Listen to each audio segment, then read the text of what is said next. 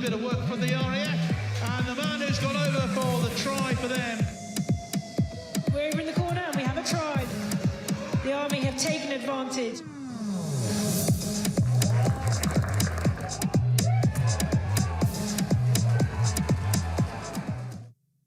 Hello, good evening and welcome to Basingstoke for the final match in this year's Inter-Services Under-23 Rugby Championship. I'm Kath Brazier, and tonight we're bringing you live coverage of the Royal Air Force against the Royal Navy.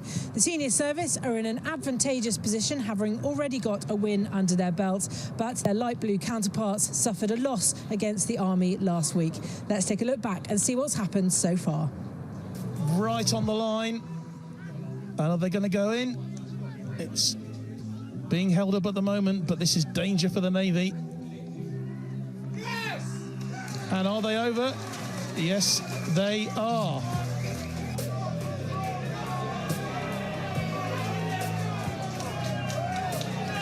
No, and it's all kicked off now, John. Just a few metres from the line. Diving for the line. And over for the try is Harry Saunders from HMS Collingwood. He's gone over for the try.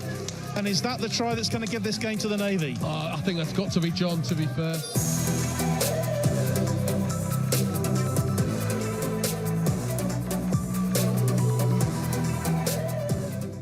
Try.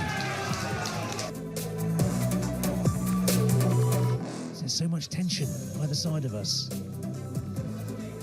He's over, but he's not down. There we are, try for Harris Fishing from the Mercian Regiment. So the Dark Blues may be reigning champions and already be one up in this tournament, but expect a reaction from the RAF. Earlier, I spoke to both camps ahead of this fixture. Some would say, you know, you're in the position of advantage, having already got a win under your belt, but I suppose every game is different, and you won't be going into this game complacent at all, will you? Oh yeah, every game's different. This is obviously the cup final now. We're definitely not going in complacent, and we know we've got to do a job tonight to beat the RAF to bring home Inter-Services. How much have you been able to spend of the last sort of 3 weeks together? Well, 2 weeks, given that you had that break between the two games, but also not playing in that first match as well. Yeah, we had a good 2 weeks together. Then everyone had a break back at work, and then we got back together Monday. We've had a good build-up for the game, and we're confident. What would it mean to the Royal Navy and the under-23s to win again and maintain your championship from last year, given that the senior servicemen are also champions too? Oh yeah, yes. Last year was a massive build-up from 23s all the way to the seniors, and we're hoping we can go back to back and build on that, and then the seniors will do the same. So we are looking forward to it.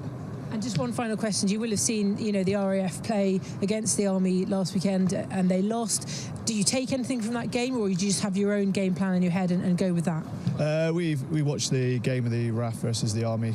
We've obviously worked some bits and we've adapted accordingly, but most really we're just going to work on our own game plan and play our rugby.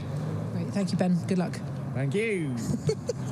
How difficult is it sort of getting your team going again after the defeat you suffered last week, going into a game that should have happened in the first week? Yeah, it's a disappointing loss against the Army. We've gone away, we've looked at it, we've reviewed with the players, and we've had that time to sort of think through and speak to them. The motivation is there. The contest isn't over. If we win by 16, you win IS, and that's sort of a really rare position to be in. So we've set the challenge to the lads, and there's still, even if we don't get the 16 points, we can still beat the Navy, which we obviously didn't do last year. So it's a challenge. Let's just see what we've got out there today. Yeah, I mean, it hasn't been a hugely high-scoring tournament so far, and I suppose that probably says a lot about how close the teams are. Oh, definitely. I think between the two games we've seen and probably tonight as well, it will be tight. There's sort of a different level of aggression and almost determination that comes in at IS. You can play as many practice games as you want, but it is different when you get to IS, and it's trying to manage the lads through that mentality. But we've seen in 2 games so far, 2 very tight games, so we'll just see what we can do tonight. The Royal Navy won't go into this complacent just because they're reigning champions and already have a win under that belt, and you at the same time won't be thinking it's a challenge you can't overcome, so it's anyone's game really. Oh, 100%. And I think if we turn up, we play the style that we want to play, then we should give them a really good challenge tonight. And yeah, they've won 1 game, a very narrow game against the Army, and it's time for us to really step forward and put ourselves on the platform. Well, thanks very much, James. Good luck. Thank you very much. Cheers. Now, of course, this fixture was originally supposed to happen 3 weeks ago, but a fire at the Whitney Clubhouse meant the game had to be moved. So here we are at Basingstoke Rugby Club, a different venue, but the same commentator we promised you all those weeks ago, Simon Hunter. Thank you, Kath, and hello and welcome to our live coverage of this Under-23s inter-services clash between the Royal Air Force and the reigning champions, the Royal Navy. Well, it's a bracing but crisp evening in Basingstoke for the last of this year's inter-services Under-23 battles. And good evening to each and every one of you joining us from, well, hopefully the comfort of somewhere nice and warm on this December night. This was meant to be the opening fixture of the competition this year, but due to an electrical fire at Whitney RFC, the game was postponed. So it's now the final match of this year's competition. And what a competition it's been so far, with all 3 services in with a chance of silverware. The Navy beat the Army in a feisty clash in Portsmouth first up. The Army received 5 yellows and a red, and the Navy completed a comeback late on to win it through a Harry Saunders try. The Army then responded by beating the RAF 19 points to 9 in the middle fixture in Aldershot last week. It was a 24-7 win for the Navy in this game last year. Can they repeat that in 2023? Or will the RAF stop them in their tracks? Well, this evening, I'm delighted to be joined by Army Rugby head coach, Lieutenant Colonel Tim Oseman. Good evening, Tim. How are you doing? Yeah, good. Thank you, Simon. Wrapped up warm. Looking forward to an exciting night. Many layers, indeed. We look at the 2 teams. If we start with the reigning champions, the Navy, who are the players that we need to look out for on that side? I think they'll be happy with the relative sort of comfort of not too many changes after their first outing 2 weeks ago. They're strong. They've got a good back line and a very good back row. So I'm looking forward to the centre clash between Jamin Hoffman at 12 and Kieran Prescott at 12 for the RAF. That'll be a good matchup. And as ever in these sorts of games, when things get difficult and in the mix, both back rows will come to the fore. So whichever back row across the 2 sets of 3 gain a bit of precedence could easily have a telling difference on the outcome of the game tonight. Absolutely, and as we look at both sides, both have a leadership trio right across the backs and forwards. How important is that when it comes to these huge, intense clashes? Yeah, it helps, I think, as ever with these sorts of games, especially inter-services rugby now. Tensions and nerves will be up front, so whoever can control that and sort their arousal levels out into a sustainable sort of game plan the sooner will probably get a good foothold on the game. So, having that spread across the park, you're going to demand some control and management from your halfbacks, certainly, but a skipper in the forwards and a vice captain out in the backs gives you that coverage and breadth across the pitch to ensure you can deliver your game plan. And we mentioned how cold it is this evening, but of course a dry one, so hopefully quite an open match. Yeah, hopefully the surface is good. It shouldn't be too slippy. It might be a bit heavy, having a little wander around on it. It's obviously been wet for the last few weeks, but I think both teams will be looking to try and play. Clearly the RAF have got to try and close some of that points difference down and get a win and a margin if they can try and secure the championship, whereas the Navy perhaps a little bit more comfortably, less reliant on points, will be looking to try and get that W and close out 2 from 2 and take the IS championship again. Indeed, and we know it's frustrating. You know, they lined out, they couldn't get that first game in, as we mentioned, but they'll be delighted that plenty's on the line here this evening. That intensity won't be hard to find. No, I'm sure. I mean, I think for the Navy to have a run out first up and then a week off will help, I think, in terms of just body recoveries and game plans and taking some learnings away from that first game. For the RAF, okay, they missed that first game, but at least they've now had a first run out against the Army last week. And so then again, hopefully might be a little bit more settled and can take some of that into this week's encounter as well. Well, as we watch the teams coming out here, the RAF joining the Navy for their lineup. How important a foundation is this? Many people know of the fantastic fixtures that we see in the senior men's and women's inter-services, Army, Navy, for example, at Twickenham. But as a base for some of these players playing at this level, how important is it? Yeah, absolutely. It's a great introduction to rep centre rugby and what that means for these guys and their single services. I mean, across the board, I mentioned Kieran Prescott at 12 for the RAF. He was capped at senior level last year. Last year's Navy captain Don Cleverley appeared at Twickenham against the Navy in the full seniors last year.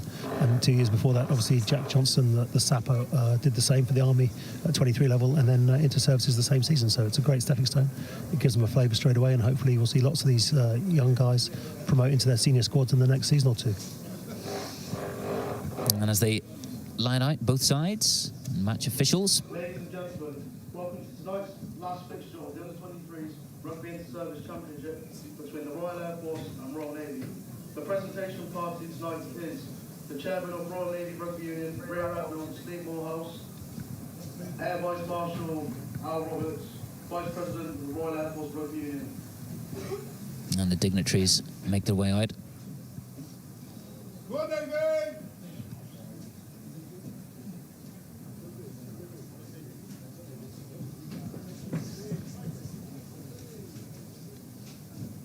Well, for those with, of course, huge ambitions, as you mentioned there, Tim, it's a wonderful stage for these players as they shake hands with the dignitaries, and of course they'll be hoping to utilise conditions and show what they can do. They've obviously put in the hard yards in training and hopefully use some of that energy that they weren't able to put out there in that first game. Yeah, both teams will want to get their hands on the ball early and settle into the game. The RAF won the toss, and I think they're going to kick. And as you see with the teams lined up here, the Navy will be up a slight slope. It's not overly dramatic, but playing uphill and I think into the wind in the first half. So we'll see what bearing that has on the opening stages. And just give us a flavour of how much support and guidance that these players benefit from when it comes to the senior players and mingling with those guys who've done it before. Yeah, it's certainly something we're trying to promote within the Army Rugby Union setup. And indeed, you look around both camps here tonight, the experience on the Navy bench with Ben Priddy, the delightful Ben Chambers and Craig Duncan as well in their supporting crew, really helping the Navy junior elements. And likewise across the RAF. I know Justin Coleman, head coach RAF, who was with you last week, is here again and been very much part of helping both the players and the coaching staff for the 23s for the RAF develop as well. It's as I said earlier, it's a key stepping stone. So it's great that there's effectively, I think, across all three teams, a one club mentality and that pull through, whether it's with the academy setups and through sevens. And into the senior team is exactly what it's for. I think certainly the Navy try and utilise similar game management processes and strike moves and line-outs potentially across both. So there's a smooth transference between players who do step up and you can try and replicate the way you play the game across the club, which is great. And they may be young, but they're certainly students of the history of the game, the military game.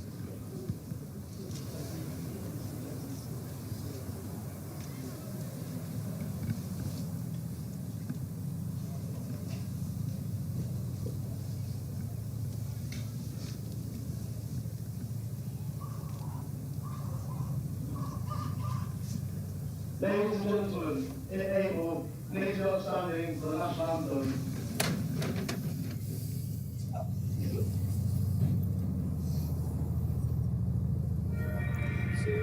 Our gracious King, long live our noble King. God save the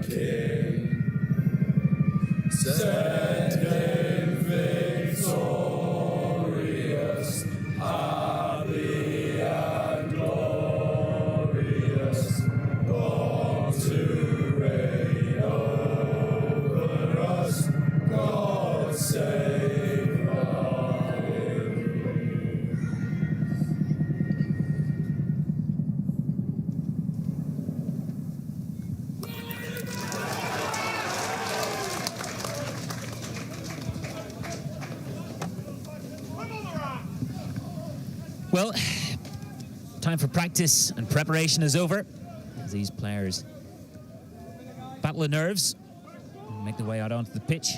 Those who are starting, a wonderful opportunity to showcase their skills and really do their service proud tonight.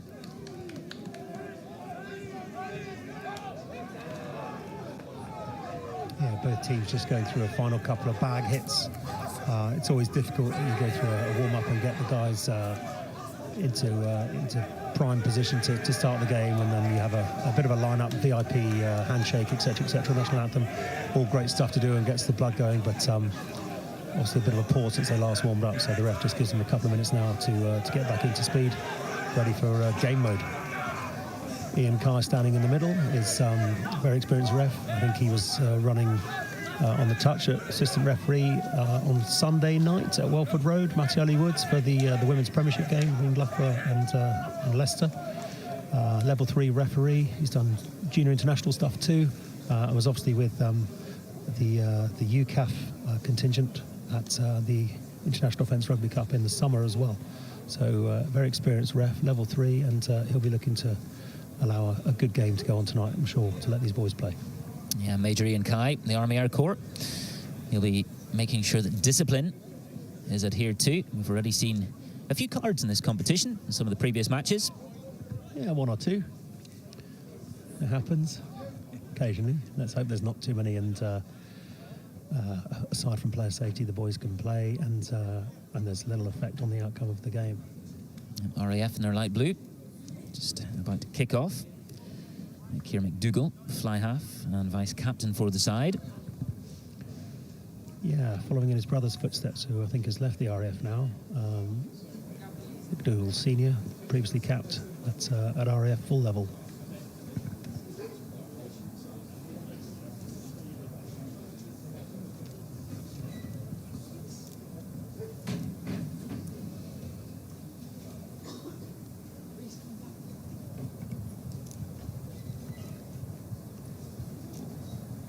Slight delay, I think. The fourth official here, Jack Kingman, is just checking comms with Matt Ray on this side. And we're underway here in Basingstoke, the final game of this Inter-Services Under-23 Rugby.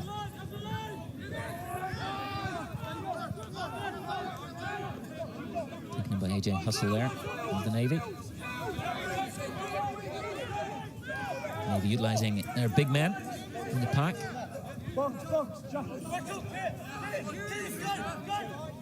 Number 9, Charlie Atwood, picking a box kick, and it's straight out.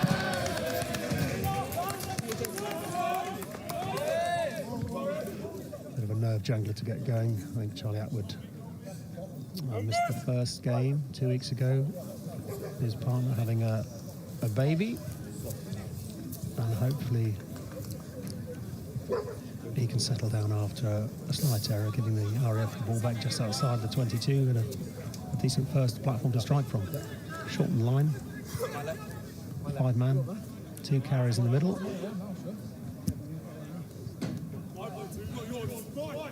Yes, indeed. Congratulations to them for their new arrival. And the RAF now have a chance to break into the opponent's 22. A good carry by Lenny Bowdell up the middle. And they rewind straight away. Kieran Prescott, well marshalled by Joe Davis. It's a good switch up there from the RAF. Sorry, Jack Davis at 14, last week's try scorer. Moving up the left-hand side. Jack O'Regan there, distributing the ball. As he looks up again to assess his options. There's Joe Bowdell there. That's known as Lenny. And they look to ship it out. That's a knock on there. First error from both sides early on. Yeah, good defensive organisation by the Navy there. Looked well set. Happy to receive the RAF runners and do a good job in forcing that turnover. Playing advantage for the knock on, I think. It looks like they're trying to play themselves out. There's a turnover though by the RAF. Referee comes back, I think, no advantage. So it'll be a Navy scrum back over on the right-hand side of the pitch, just inside the 22.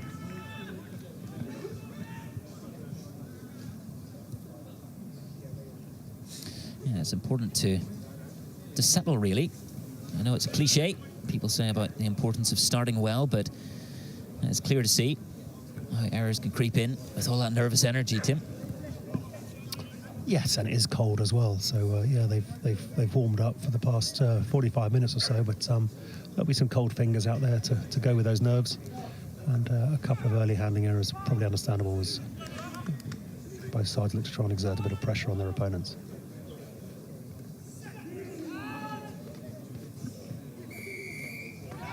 And penalty there to the Navy.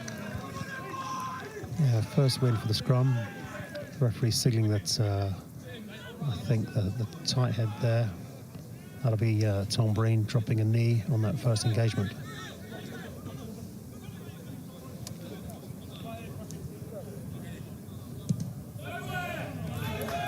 Somewhat of a slice, not as far as they would have hoped with that kick into touch, the Navy.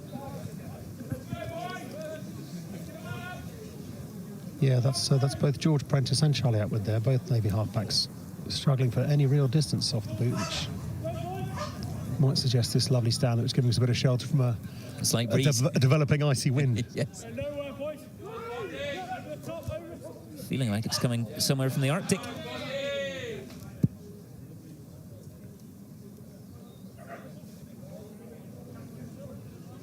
Ian Kye just having a word to ensure that the players are on their best behaviour.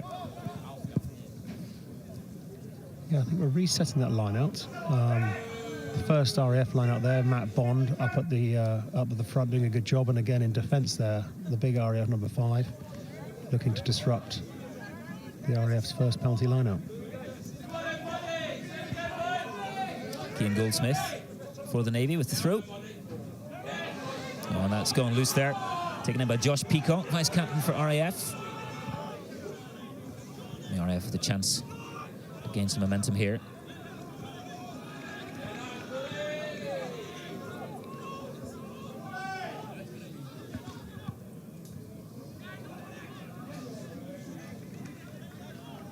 It's gone backwards, but another handling error, just stalling some momentum there for the RAF. They're trying to play across to the right-hand side.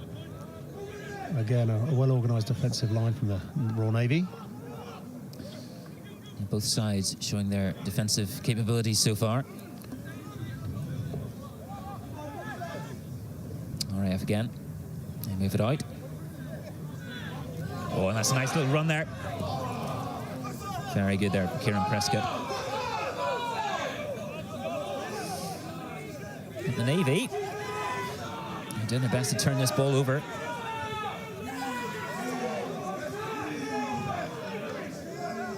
A resolute defence from the Royal Navy. Now the ball's gone forward. And they've won it back. And the RAF will have the put-in. Yeah, good threat there from Kieran Prescott. He's capped RAF senior both rugby league and rugby union. Got fast feet, playing at 12 tonight. I think he came on off the bench and played on the wing against the Army at Kingsholm last May in the senior inter-services. Could have held on, forced a kick through, but they've won the turnover back, and another good attacking platform here for the RAF on the left-hand side. Nice angle there. Kieran Prescott, almost making his way through. Yeah, see what the RAF want to launch off the back of this scrum. Both centres staggered behind. They've turned the scrum. Keir McDougall at 10. Flat back 3 up the midfield, so let's see what the RAF are going to strike with off the scrum. They've got to win the ball first, though.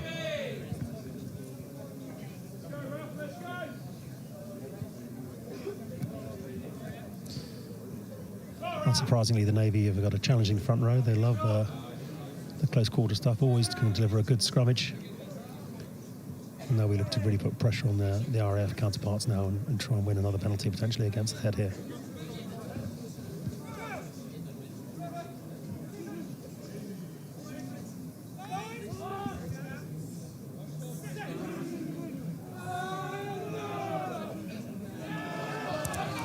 And they have turned it over, tight head.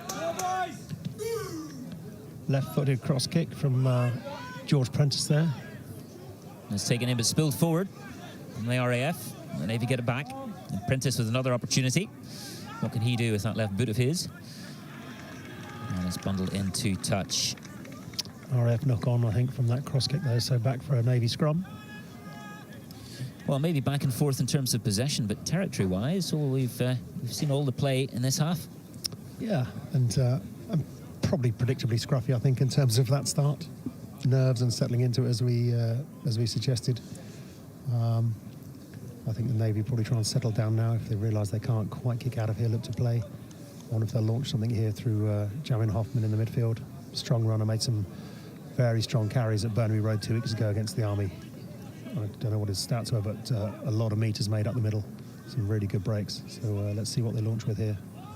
Well, wherever you may be in the world, it's fantastic to have your company this evening. Amelia Wade, come on Navy number 5 from Worcester with a big heart emoji.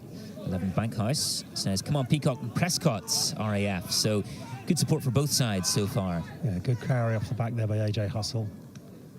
Fantastic name for a back rower.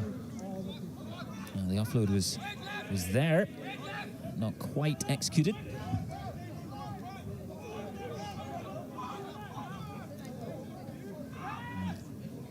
That's a penalty for the Navy. Not rolling away on the floor in that ruck. Ian Kai being very clear, I think, with what he wants at the breakdown here. Give the chance for the Navy to settle in.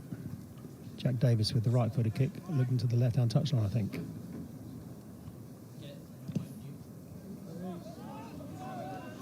He's missed it. And he's missed his touch there. And the RAF with a chance to counter.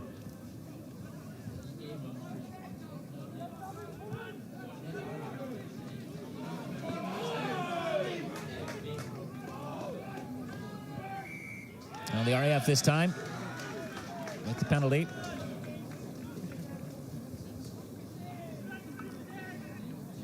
Yeah, good carry up there. I think looking at the team sheets from last week for the RAF, a big Jack Piercy brought in at 6 to add a bit of energy and a bit of disruption into the RAF back row to have an effect upon their Navy guys. And there's another line missed. Another one missed, yeah. From McDougall this time. Ball just makes its way into touch.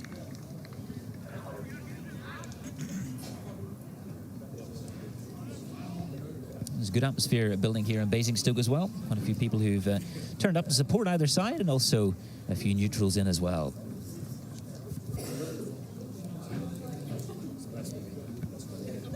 Yeah, both teams just making a few errors and settling into it now. A bit back and forth, isn't it? A few penalties, a few turnovers, a few loose kicks. Hopefully both teams are signed up, both coaching teams I think will probably want to get settled now and try and get some game plan into play. Good tackle. RAF stopped in midfield. Regan looks to ship it out to his backs. Good fend off there. Good carry by Will Llewellyn, the RAF number 8. Ball comes left again, gone wide. So to Cian Owen on the left-hand wing. Seatbelt tackle there, I think, from Jack Davis. The ref playing advantage for a high shot. Free ball for the RAF. The offload there to Matt Bond, second row, but Ian Kai comes back. Okay, no advantage, I think, from the slight forward pass there from Jack O'Regan to his second row. And the RAF now got to surely find touch this time and get it into the corner, put some more pressure onto the Navy. McDougall, and he has done so. Break the shackles, you feel, of some of the previous kicks.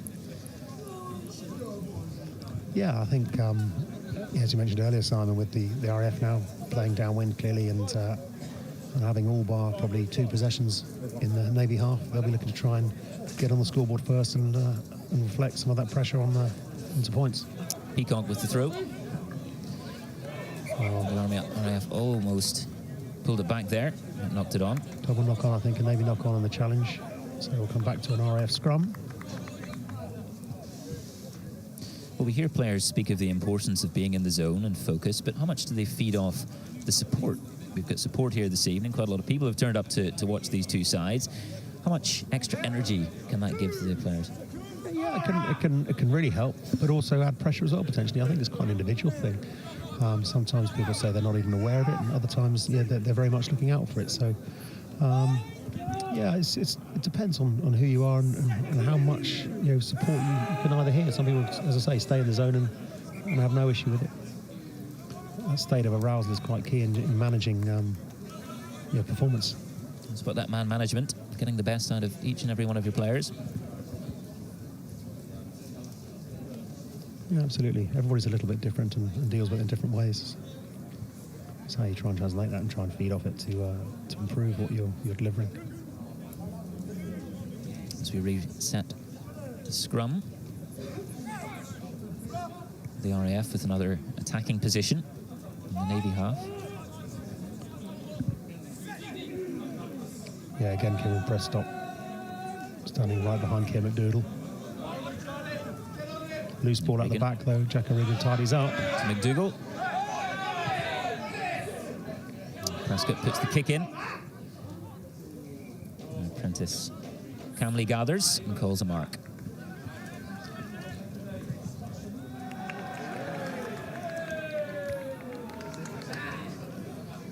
Yeah, well gathered by George Prentice back there. The ball disrupted at the back of the scrum and a little bit scruffy by the RAF. Prescott launched a high ball to try and cause a bit of damage behind the Navy defence, but he tidied up well. Although, again, struggling to clear with any great depth out of their 22, and yet another decent platform for the RAF line-up to strike from. Well, we're delighted with your comments coming in. Please do let us know where you're watching. Wilson Wares, go at RAF. Toby says, come on, Navy. And Richie Williams, one might suspect, in warmer climes, says, come on, Navy from California. We're dreaming.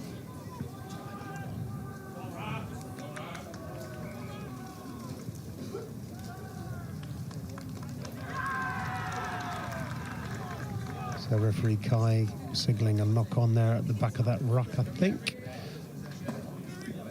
RAF scrummage.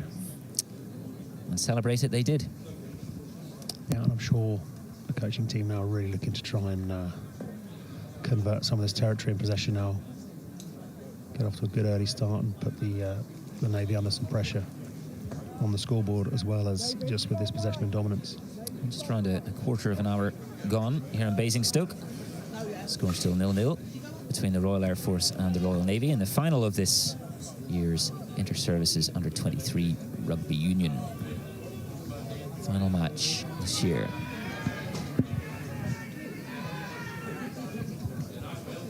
And the RAF have an opportunity here. Very, very close to the line. Have they got there? They have indeed. The Army with the first try and the first score of the game. Yeah, great pick up from Will Llewellyn there at the back of the scrum and launched left. Got an offload out the tackle. I can't see who it is yet. I think it was his back row counterpart. Yeah, it's good from the RAF. Well, they've come away with points now. Making use of some of that territory we spoke about, Tim. Yeah, I think that was quite important. As I say, 15 minutes worth now, and a fair amount of territory dominance and their possession there. They'll be quite pleased to have got over the line there and get the scoreboard ticking. Couldn't see who got that down. Was it the skipper, Tommy Quainton? It did indeed look like Quainton. Thundering drive up the middle there.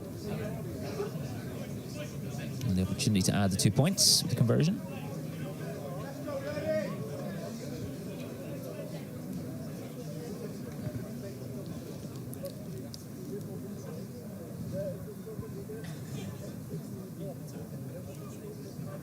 McDougall there with the kick. And it's a good one. So the RAF lead 7 points to 0. Just over 16 minutes gone here.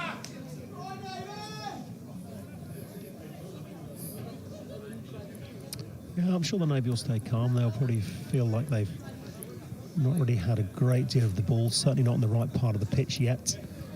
15 minutes is no real time gone. So they'll look to try and exert a bit of pressure, I'm sure, get into the RAF half and regain possession as soon as they can. Prentice with the restart for the Navy.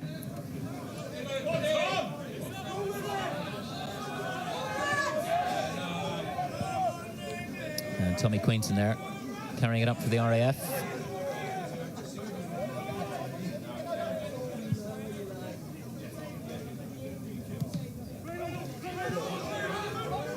Regan with kick. Prentice gathers.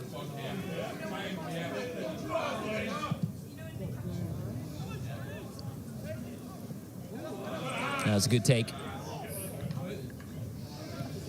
Guyan Griffiths on the right wing tonight for the RAF. And that ball hanging in the air there, but the ref brings them back.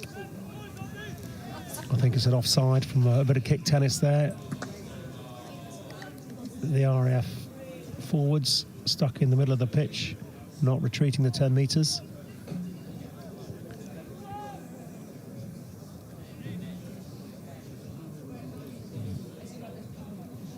Jack Davis with his right boot.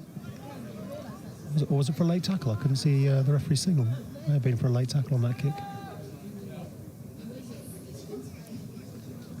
Either way, the Royal Navy promoted the ball up the pitch, just inside the RAF 22 now.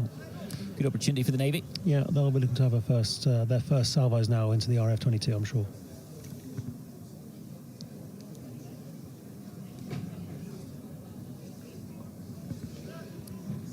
Kean Goldsmith into the team this week after a bit of line-out inconsistency at Burnaby Road, so a key change. He'll be looking to make his mark on that set piece. Good drive into 22.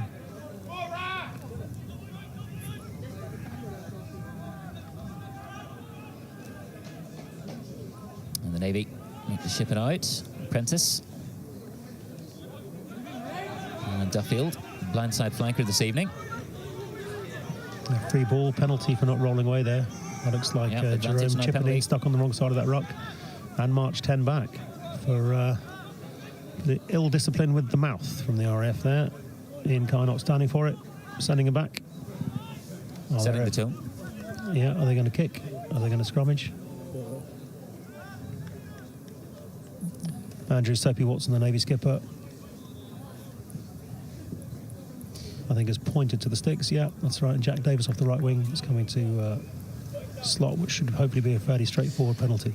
Well, the Navy's first foray into the RAF 22 and want to come away with some points for it.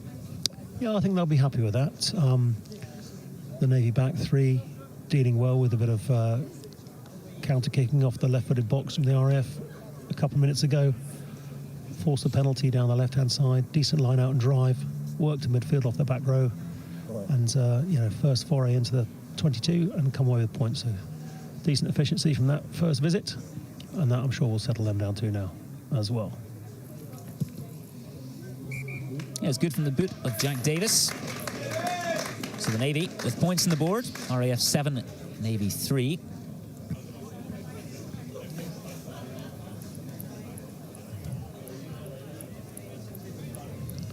Decent reflection, I think, of the first 20 minutes. 7-3 to the RAF. Both teams now up and running into the game. Sinks 1967 says, good luck RAF from bitterly cold Murray. Lossiemouth in brackets. Come on, Ross Sinclair. Well, that's a place that's bound to be colder, I would say, on a night like tonight. Yeah, it'd be interesting to know what the temperature is in Lossiemouth up there.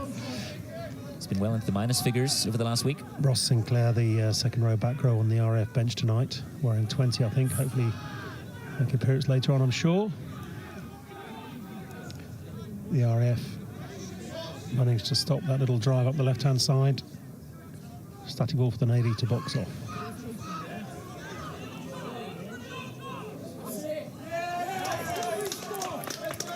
Ian Griffiths just juggling with the catch. Good chase from the Navy, but they've retained the ball and bounced back down the right-hand side. Griffiths with a few balls to contend with in the last 5 minutes on that right wing.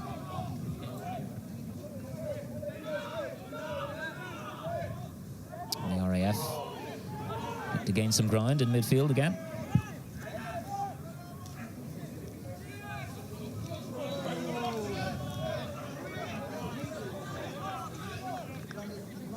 Jerome Chippendine into the game with a strong carry, but well defended from the 13 channel. I think he was originally due to play on the wing in this fixture back at Whitney 4 weeks ago, but he's wearing 13 tonight with a bit of a reshuffle in the RAF backline. O'Regan looking for his forwards again. Yeah, looking to go deep now and kick. I think that's 4 or 5 possessions. Dougal sends the ball high into the night sky. Prentice gathers calmly. Fullback, Ash Goodwin.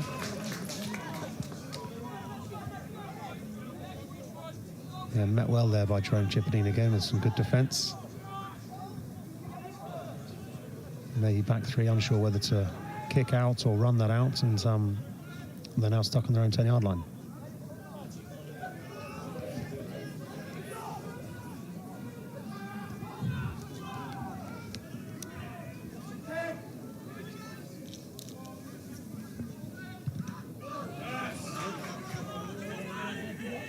Griffiths comes into the line.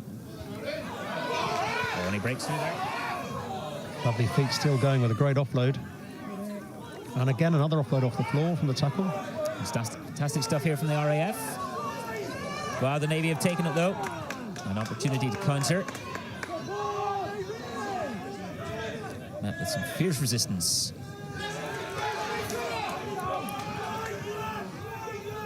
And another turnover. Seen quite a few so far. Yeah. O'Regan, RAF number 9. Dougal puts a grubber through. Oh, that's a fantastic run down the left. Puts the kick in. There's no one chasing at the moment.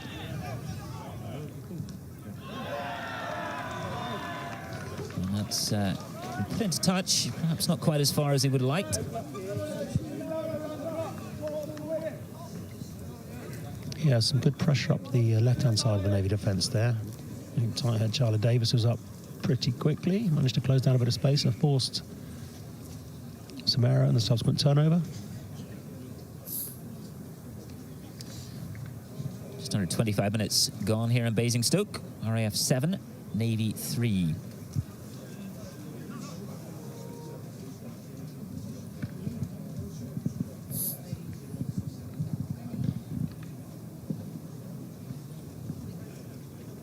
I think that's just Jack Piercy having a bit of attention from the medical team. Both teams having a little regroup now. I'm sure some messages coming on with the drinks for both players, both sets of players. The coach is probably passing a bit of advice on here, or a slight tweak to game plan, picking up some threats to what's going well, perhaps where they could improve, just to help the players try and find that little extra bit of stress now on the opponent's defences. You almost want something hot on a night like this. Get the water. Something to warm you up. Well, hopefully these low number boys now are starting to warm up. They've been thick and fast. It's been some competitive activity there at the breakdown. Some good carries. The outside backs might be a little bit chillier. Yeah, retention at the breakdown has been problematic at times for both teams. Going through the middle here. Fantastic run there. Yeah, it's Jamin Hoffman again up the middle. Well-worked line-out play up the midfield and a beautiful tip on to put Jamin through the gap. 20 yards made, but the RAF managed to stall them now. And indeed, penalty given away. Holding on the floor. That's a good turnover. Yet again, the RAF defence proving its worth. I think that's Josh Peacock involved on the floor there, the 23's hooker for the RAF. Good attacking position there, but well thwarted by the RAF.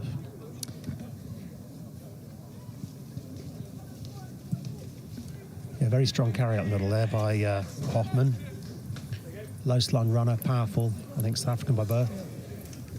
Carries through nicely like a young Brian O'Driscoll. Indeed, low centre of gravity. Hard to take down. Peacock's been leading from the front. The RAF vice captain and hooker. And he's got to throw into this line out now.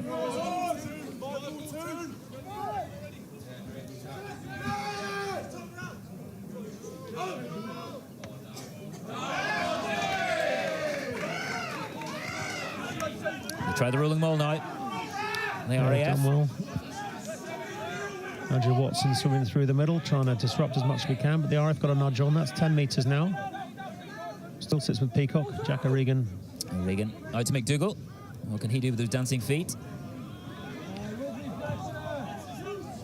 He's marshalled well, they've gone back the 10 metres. Moving through the forwards again. The Navy pushing them back so far. Yeah, another good hit in the midfield, that time by Harry Johnson, I think. The Navy 13 shirt. O'Regan searching for the ball there. Peacock again.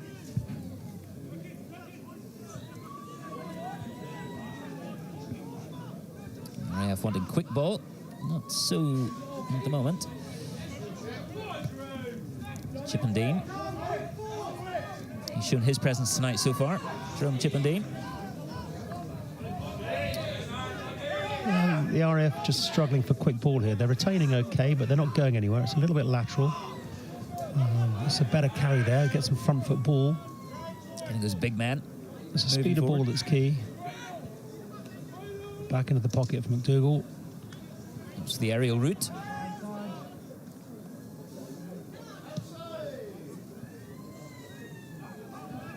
It's up to Griffiths again. He takes it cleanly. Oh, he looks to use the gas there on the right-hand side. Flying through the middle. And brought down again. The Navy just pulling them down outside the 22. The RAF look to ship it wide. Oh. And taken down the middle. Josh, that could have gone, I think. There was a lot of people out on the left here. And a penalty given away. Credit to the Navy defence. Yeah, scrambling well. Excellent take at the back there by, I think it was Freddie Elliott on the left wing for the Navy. But, yeah, Ian Griffiths, long line of Welsh wizards on the right wing.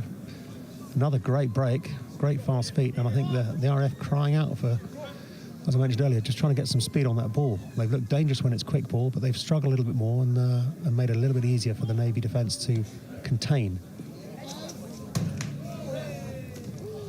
So I'm sure that'll be messages being passed on there. Try and keep that ball quick. They've had a few offloads off the ground and some breaks. When they get in behind the Navy, they look dangerous. And I think, on playback, Josh Peacock might have been tempted to give that out the back there, coming from the right to the left wing with a bit of an overlap. But the penalty was given away. Chance for the Navy to regroup on halfway. Well, Darren Cookson, great to hear from you. He's obviously enjoying the running rugby. Tip-top Air Force, run the ball, chaps, he says. And that has just... Yeah, referee blows up there. Pressure at the front of the line-out. Not all the players have heard, but they have now. Referee Kai judging that Cian Goldsmith's throw was not straight to the front jumper there. So scrum RAF in 15 on halfway. It just shows the effect of pressure on both these sides. Some gaps have been opening up, but for the most part, defences have been showing their worth as well. Yeah, I don't think either team needs to panic. It'll be interesting to see what points this win might be worth when they turn around. We get to the 45 minute point, half time, and take second half. What do we think that might be worth? They may be happy to sit on the game as it is, and the RAF having to score a few more points. There to O'Regan, up the left-hand side. He's just tackled close to the touchline. Maybe look to tackle that. It's a good turnover, I think. O'Regan ran away from a lot of support there, and a good turnover by the Navy back row. Ball back in Navy hands. Space out left. Time for the muscle of the Navy forwards. And Charlie Atwood gathers. Tail on the box, I think Atwood will box now. That's the second one gone straight out. Straight. Atwood struggling a touch with his kicking game here.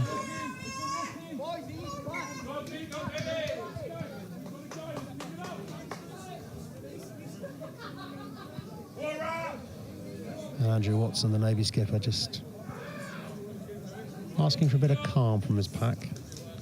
They're just willing to try and stay in the game, I think. It's settled down. They've not brought their A game out just yet. So patience required, I think. Peacock with the throw. O'Regan. Dougal. That's a quick ball with Jack Piercy up the middle, I think, off the 10. Appears to try to use the angles. And they look to ship it wide here. It's the big Dylan Martin finding himself in the left wing there, Tim. Yeah, and he's under penalty, I think, from either a high or a no-arms tackle there up the left-hand side. So free ball for the RAF. They've got to demand quick ball. And Prescott. Cian Owen, the left wing. Prescott certainly looked like the most dangerous running thread, I think, every time he's got the ball. Very quick pick-up, good feet. And he's causing a few problems, I think, every time he gets the ball in a decent carry. Ian Kai brings them back, though, for the original penalty, no advantage gained. High tackle. And I sense McDougall will probably kick to the corner here and try and force some more pressure from an attacking line out deep in the Navy 22. Good kick. Just over half an hour played here in Basingstoke. RAF 7, Navy 3. Can the RAF extend that lead? As they move to the corner. Peacock wipes the ball. A little damp underfoot. You're damp underfoot. My ball too. And the RAF take it in here. Put the energy into the maul. Catch and drive. Ball at the back of the maul. RAF trying to just turn that infield and get a march on now. Ball's gone out. Chips it out. McDougall now puts the kick in the middle. And how's that been? Scored it. Another try for the RAF. They move further ahead. A wonderful little kick there from McDougall. Yeah, very good. You often see a cross kick going in there, the sort of the fashionable pattern at the moment, but that was a little speculator through the middle, rugby league style almost. Yeah, Prescott coming through the middle. Great pressure. And always aiming for a post on with those sorts of kicks to really add a bit more hindrance to the back three covering. And a well-executed try. They'll be very pleased with that. Should be a very straightforward conversion to come. 14-3. Yeah, rushing defence. Put the ball through the middle. And the RAF moving further ahead in this match. Just over half an hour played. I remember running a very similar move years ago when I was playing at Henley, and they called it hot dog. Which wouldn't be a bad idea in about 10 minutes' time, half-time time. Onions, no mustard, please.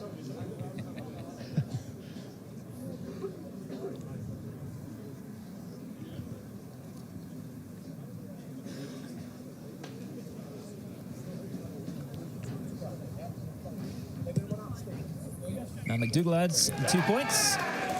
Sees the RAF go to 14. And the Navy still on 3. I think they're worth that too. They've caused some problems. They've had some good pressure and territory, haven't they, the RF team? And got some good front foot ball there off that driving line-out. Excellent kick option. And they've looked dangerous when they've got front foot ball, so that was well done for the RF team there. I think the Navy will try and retain a bit of possession now and try and get back into this game quickly before half-time. They've looked dangerous with ball in hand, the likes of Ian Griffiths and Kieran Prescott inside centre. Both at times carving through that Navy defence. Absolutely, and that should give them some confidence as well. That kind of makes everything else, flow a bit more. Whether it's decent execution of kicks out their half, or confidence in their set piece.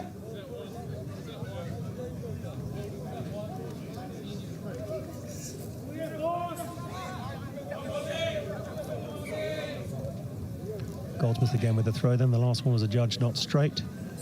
Been a little bit of a problem for the Navy this campaign. Excellent scrummaging set piece, but struggled to touch the line out time, so I'll be looking to rectify that now.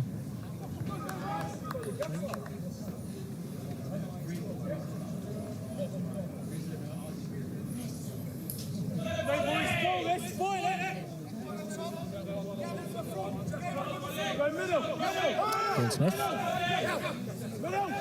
looking to rectify that mistake, and he hasn't done so. The RAF pull it back. McDougall here, assessing his options. That's Matt Bond again, really disrupting the Navy line out to the front there, defence. Good kick chase from the RAF too, and forced the Navy back into their own half.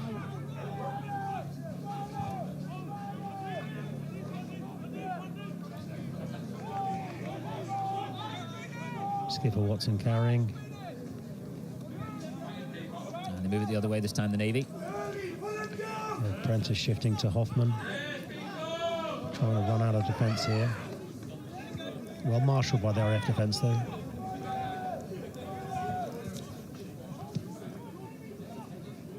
A bit of Prentice.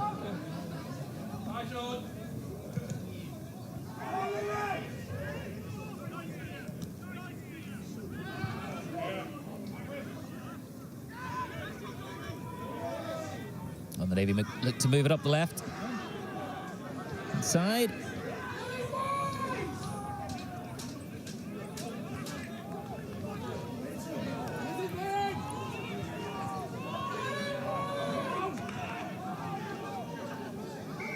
Another turnover. The Navy poised there with really good numbers out on the right-hand side, but another breakdown infringement.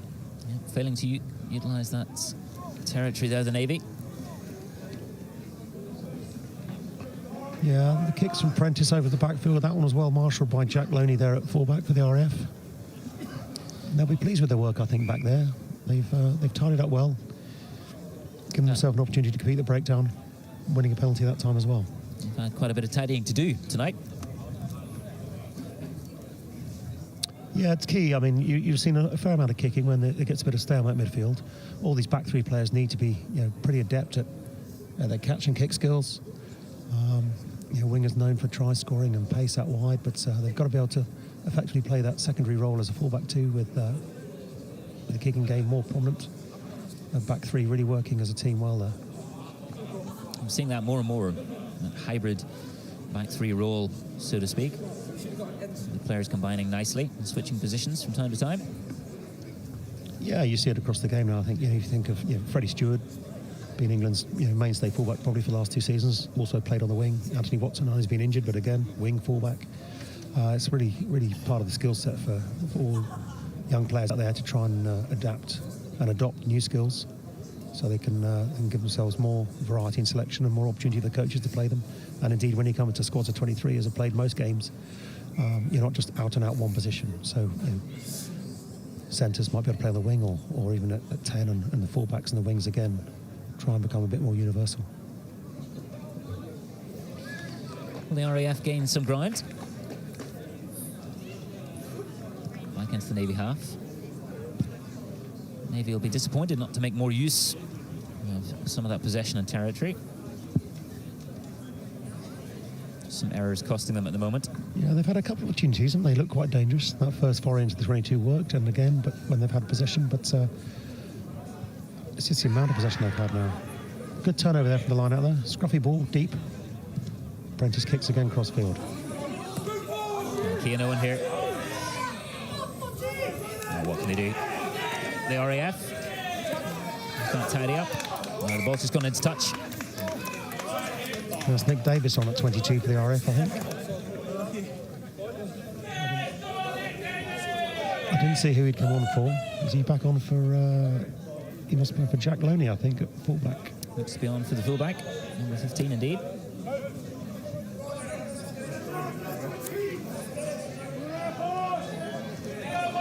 Goldsmith. And he gets it right this time.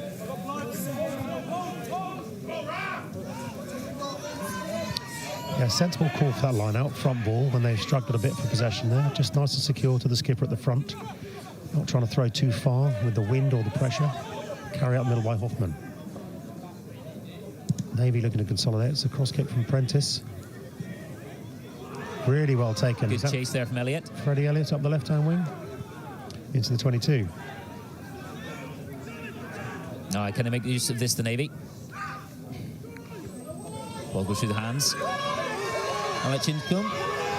Nicely played. Ball out the back and wide. 15, Ash. Good win. Nice hands from Aaron Duffield to put his fullback away. And indeed from Inchcombe. Alex Inchcombe. A loose head. Good width from the Navy. That's nice attacking rugby. Atwood. Prentice. Oh, has been intercepted there. It's a very timely interception from the RAF. Yeah, snaffled in the midfield by the back row with a wider pass. Regan clears it. And cleared from the left foot of Jack O'Regan. Sounds like he should be in the flying squad. It is one of those. Show my age. I didn't say a thing. Your look. So that's half time. Well, it's half time. And the RAF will be delighted with that first half. 14 points to 3, they lead the Navy here in Basingstoke on a chilly December evening. And Tim Osman, your thoughts, what you've seen so far? We've seen both sides with opportunities in attack, particularly the RAF, and both defences have looked resolute at times as well. What have been your highlights? Yeah, I think it's been good value, I think, for the RAF. The question, I guess, is it an 11-point wind? It's clearly quite difficult to escape out of there. I think the RAF looked very dangerous when they've had decent front foot ball and quick ball and varied their game well. I think the Navy looked to have struggled a little bit to kick out with any great confidence and penetration, again, as I say, probably because of that wind. So I think the RAF will be happy. 2 good tries. But then again, they've had the possession and the territory. So I think from the Navy's point of view, their message will probably be along the lines of just keeping a bit calm, trying to keep control with possession now, see if they can translate the pressure, a bit like the RAF demonstrated there with field position, and then just take some time on the ball, controlling it up the pitch, and then trying to be economical. That one decent foray into 22 gave them 3 points. Can they do that again and chase victory down to secure the Inter-Services Championship for this year? Well, the pressure on the reigning champions, the Royal Navy, 14 points to 3 down. We wait in anticipation for the second half, so stick with us. But first, we're going to have a look at some of the highlights from last week's match and also some other action from around the Forces sport world.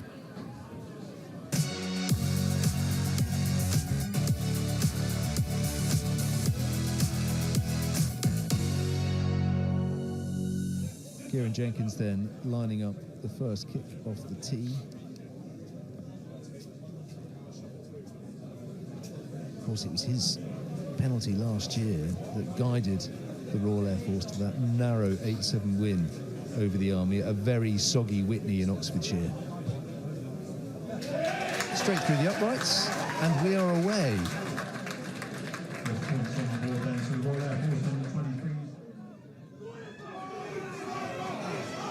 Seb Jones, the tall frame of the second row.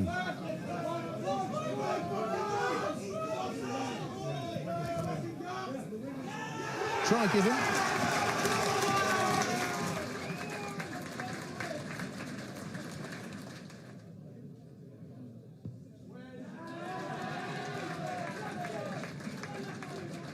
Successive penalties have seen their fly half go to the sin bin. And now they're going to leak further points as Jenkins lines up. For him, I'm sure, a relatively straightforward kick off the tee.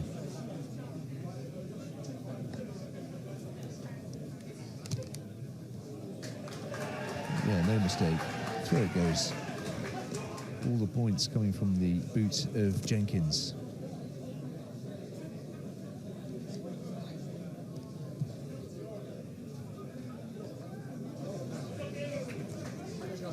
Again, I've managed to curse the players out on the pitch.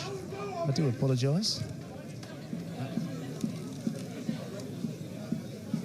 Well, whichever way he's making his way off, he's going the long way round. If it is Jack O'Regan, that will certainly disrupt the RAF in defence and in attack. Pivotal position at scrum half, and the Army are turning the screw now. Oh dear. Try.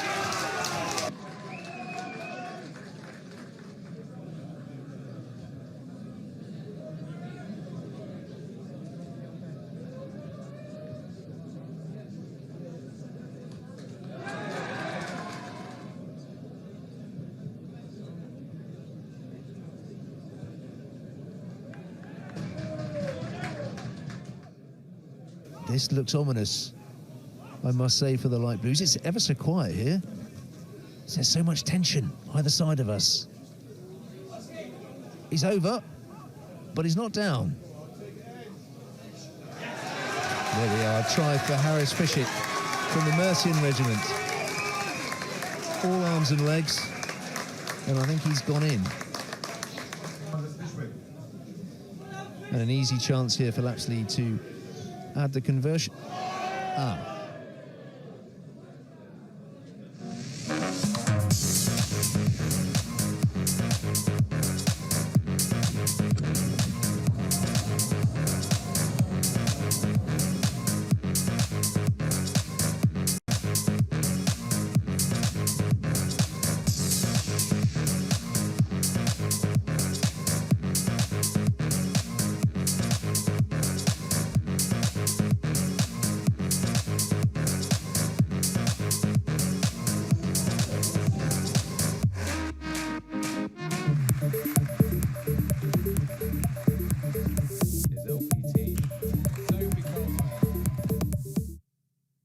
Navy's Sportsman of the Year is rifle shooter Sub-Lieutenant Theo Dodds, who's received international recognition in full bore as well as success in small bore and pistol shooting. He was selected ahead of angler leading hand Robert Allen and hang and paraglider Royal Marine Colour Sergeant Grant Ostland. Not a bad award to win. No. Royal Navy Sportsman of the Year. How does that feel? A bit surreal. Yeah. A bit of imposter syndrome, but incredibly proud. I mean, we all sat there just hearing the citations for all three, and I'm sure you'd just like to pay tribute to your two fellow nominees. Fantastic candidates, and the things that they do for their sport as well is almost more impressive than the personal achievements. It's fantastic that people like that, with that much skill and experience, give back to their sport. It's amazing. Is LPT Sophie Colburn. It was a tight call for sportswoman. Lieutenants Chelsea Baker in athletics and Danielle Tatton for gymnastics pipped to the post by boxer leading PT Sophie Colburn. She continues to impress at national level at the incredibly competitive 66 kilo championships, where she won the national title. I gather as well, actually, that you just passed out as a PT or your PT school. You're now a PT trainer. Yeah, that's correct. Last time I stood up here, I said I still had national championships to win, I had Tri-Nations ships to win, and I had a PT course to complete, and I've done all three, so there we go. Team of the Year was named in advance as the Navy's Lady Golf Team, who won their first Inter-Services title in 11 years at the delayed 2022 Championships. Here we go. Takes it, scores! The Navy back in front. The Navy back in charge. The young sportsperson of the year is footballer AET Jack Wright, who's risen from under-23 to being a first choice for the Navy and UCAF senior teams in next to no time. The sports coach of the year is also from football, Lieutenant Commander Chris James, for his outstanding work with the Royal Navy's team. And the Navy's sports official of the year is Royal Marine Sergeant Phil Barnes for clay target shooting. The sportsman, sportswoman, team and officials of the year now join their fellow winners from the Army and RAF at the UCAF Sports Awards in London next April.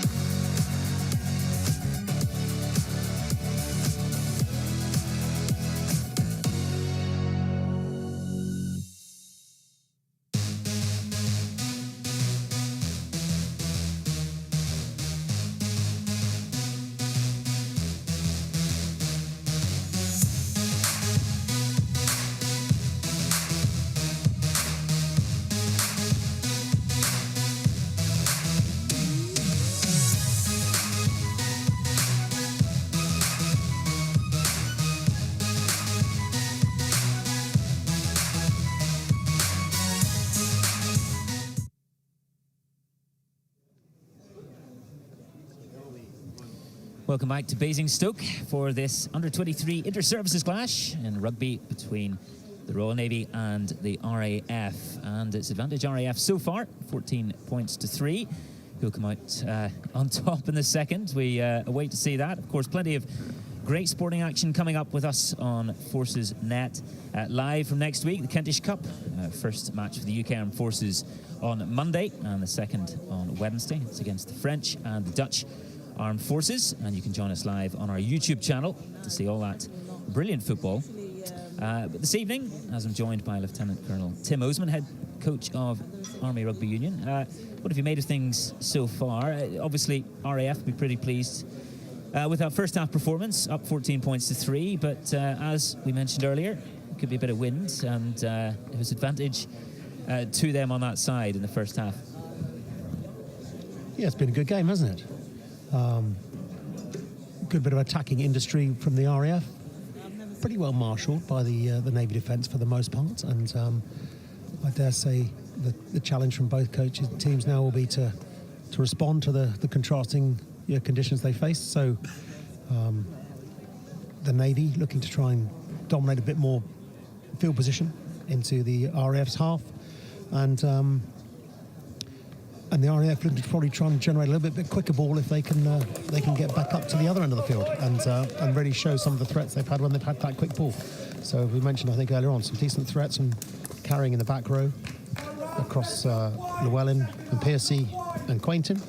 Some great line-out defence from Bond and some threat from the midfield. A lot of kicking from both fly halves, but Prescott's been decent at 12, I think, with his feet when he's had some opportunity. And the Navy will be looking to try and enforce a bit of their set-piece dominance, I think, certainly in the scrummage, back onto their light blue counterparts. Well, both sides, of course, will be keen to stamp out some of those basic errors leading to penalties for the opposition. What do you say when you're down at half-time, you have team talk, you get the boys together? I mean, they'll, of course, be acutely aware of the mistakes in the first half. Is it a case of just trying to rally the troops again, or... Yeah, of course, you're trying to minimise those errors. I think the opening flurry, wasn't it? There 10 or 15 minutes, there's a fair few penalties, but it was pretty good after that, I think. Keenly contested in the breakdown area. You know, funnily enough, when people get isolated, you know, there'll tend to be a turnover of some sort, so you can't hinder that too much, really. It's been pretty good. The second half of that first chukker was pretty well played. I think from the Navy's point of view, their messaging will be about a bit of control and composure. Probably not panicking at this stage. They know they haven't had the ball in the right part of the pitch, or indeed as much position as they want. So I sense their coaches might just be asking for a bit of control. Prids will be looking to try and just turn around a slightly more managed this half now, and strive for that win. Well, both sides back out. RAF in their light blue, and the Navy following prop Alex Inchcombe onto the pitch. George Prentice will get things underway again. Major Ian Kai, the referee, makes his way to the centre. Yeah, supported. You've got Matt Ray on the far side now, and Rob Hitch from the Army Rugby Union Referee Society. It's a team of 3 tonight. Well, it's been fiercely contested, but it's been played in good spirits so far, Tim. Yeah, no cards just yet. What's that about commentators' curse?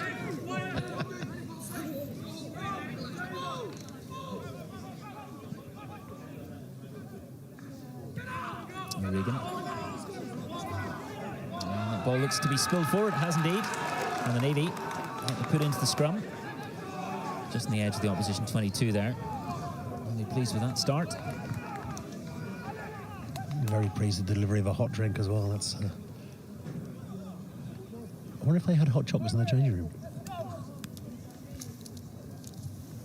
Teasing me now, Tim. First with the mention of the hot dogs, that attacking move, and now it's hot chocolate.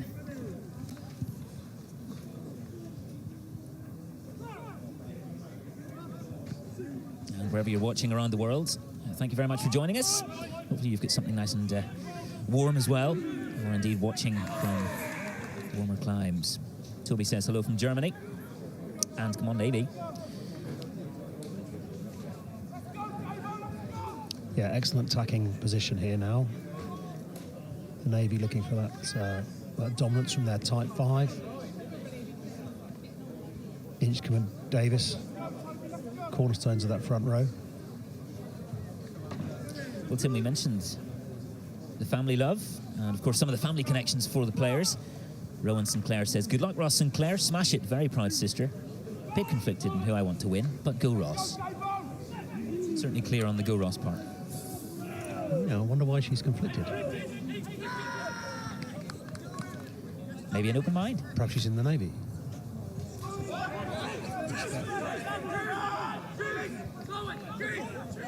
The Navy very keen to respond to that 11-point deficit as soon as they can in the second half.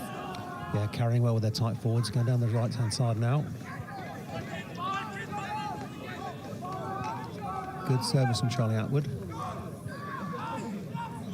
And the inch forward. And they've got free penalty advantage, I think. Free ball.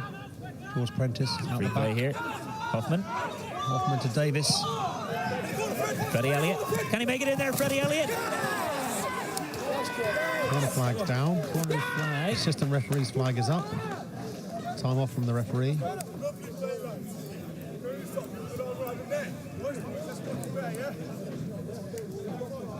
They've got penalty advantage also. I think they're going back for that. Into touch. There's a free play there. We'll come across to the other side of the pitch again for a penalty. On the right-hand side. He's also got a player down behind the posts.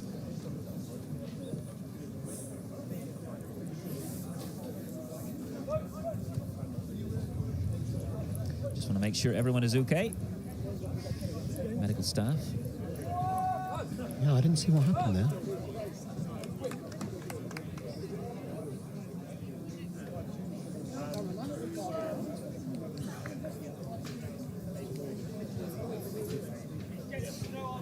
Freddie Elliott darting for the corner. That move from the Navy as they seek their first try of this match. Yeah, some good phase play there. The Navy pack carrying well off 9. Centre field scrum, they went right, back infield, left again, and then with that free ball, perhaps a bit of confidence to play out the back from Prentice and Hoffman, giving Elliott that chance into the corner. Well scrambled indeed from the RAF.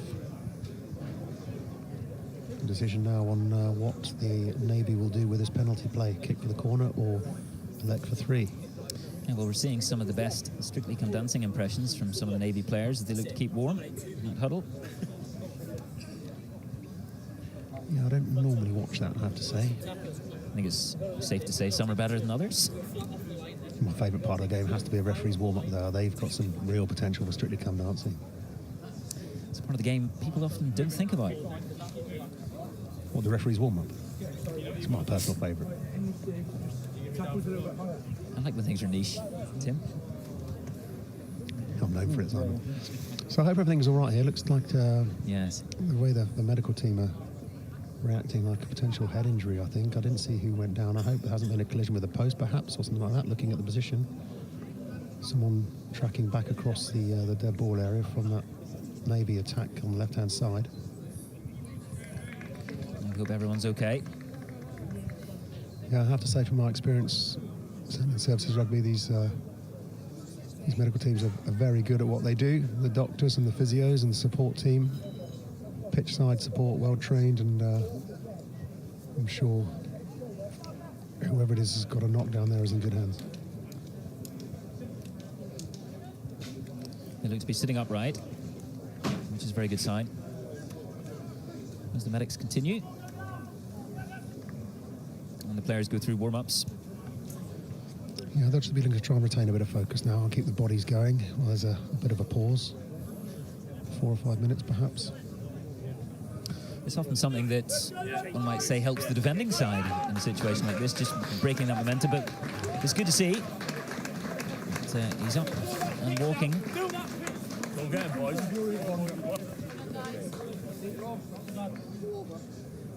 Seems to be moving a little gingerly, but thankfully up and about. Is it Matt Bond?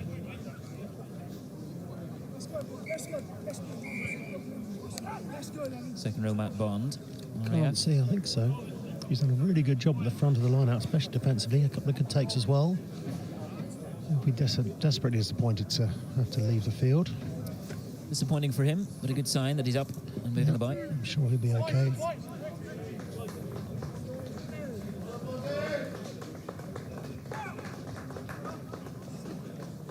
Well, I thought it was a penalty advantage. He's not gone back for scrum advantage, or have they elected to take the scrum, perhaps? Good platform either way, 15 in on the right-hand side. And they win the penalty from the scrummage too. Again, those Navy props again, Inchcombe and Davis. Squeezing Kean Goldsmith in the middle of their front row to good effect, and they've elected to take the scrum again. Good pressure now from the Navy. They'll be looking to get maximum reward from this position, I'm sure. Well, they opt for it again, seeing how it works in their favour. A little over 30 seconds ago. And now with a golden chance here, the Royal Navy. What can they do with the pressure that they've started with in the second half?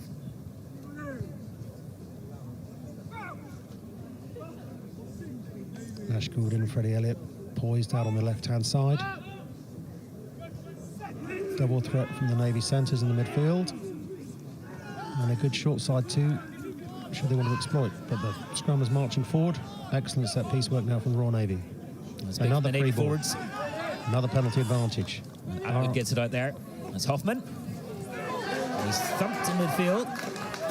Very good D, but it's still free ball, I think, to the Navy. That's Goodman out to the left here for the Navy. Waits in anticipation. The forwards bundle it up again. Harry Johnson, outside centre. Stands outside Hoffman. Accidental offside, I think, so they come back to the second scrum penalty now. Real pressure on the RAF defence here. Excellent D there. They'll know about the threat of Jamin Hoffman at 12. And he was really well hit there. But free ball. Another Navy scrum. Rinse and repeat, Tim.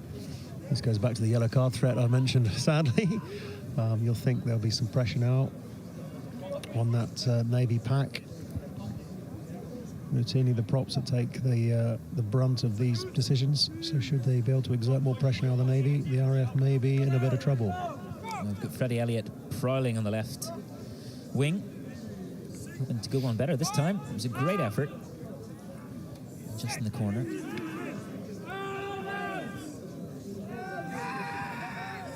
Navy pack marching on again. Atwood watches. Looks blind. AJ Huss with control. Ball comes out, it's scruffy and bouncing. Ash Goodwin here, number 15 for the Navy.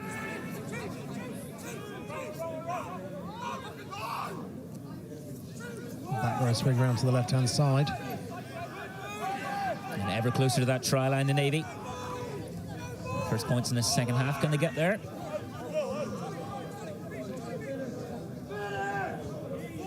And forwards march on. Atwood waits. Sees his backs. Prentice. Oh, and it's Hoffman again. Wonderful dancing feet there from Hoffman. Has he got there? I believe he has. And the first try for the Navy. First points in the second half. Wonderful response from them. Yeah, great power from Hoffman there as he came round off Prentice's loop. They played well out the back, a bit scruffy, and Watson's well supported. A couple of good carries by Charlie Kerr, hitting a ruck, and then the next carry, the big man at 5. Set up good field position, advantage under the post, and Hoffman did the rest. Good diagonal run, excellent fend, and he throws himself into the corner. And with his kick, they can narrow the gap to 4 points here, Tim. Yeah, the Navy would be happy about that. Just what they would have wanted to do, I'm sure, at half-time. Establish that field position, retain some decent possession, put the RAF set piece under a lot of pressure there. 3 penalties. The referee, I'm sure, would have been talking to the RAF skipper.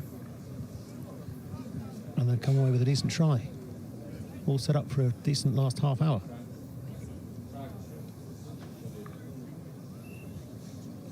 Tommy Quainton will be speaking to his charges under the post there. The RAF keen to get back up the other end now and retain a grip on the game. He just want to regroup, and he hasn't quite added those though. Prentice. Jack Davis with a conversion, didn't quite catch that. So we go to 14-8.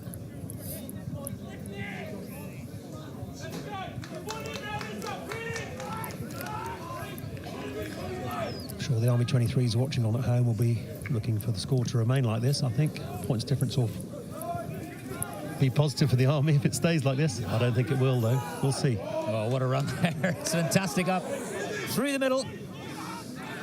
Oh, he's unstoppable. It's a great carry by AJ Hustle. Nice captain for the Navy, AJ Hustle. Bouncing off several RAF defenders. Oh, I thought he knocked that on. It's gone backwards. Hoffman again. By Ian Kai. Feels like the game's just gone up a notch, Simon. And you feel that try's given it a bit of a kick. Good carry there by Charlie Davis. Penalty there to the Navy. Defender not rolling away there. And the Navy will be enjoying a bit of pressure release as well. Really good carry from AJ Hustle. He's impressed. A good back row. Really good number 8 there. He played well against the Army 2 weeks ago at Burnaby Road. And now trying to exert a bit more authority on the second half here as well. And his backline will be very happy as well, reaping the rewards of ball going forward. The big number 8. It's a great chase there. The RAF have it up the left wing. That's a coach killer, missing a penalty line out there from that Navy kick. I think that was Jack Davis again, just struggling to find touch. But they got the ball back. Big left boot. He's got a great big boot, isn't he, Freddie Elliott? smashed one in the first half up into the wind as well.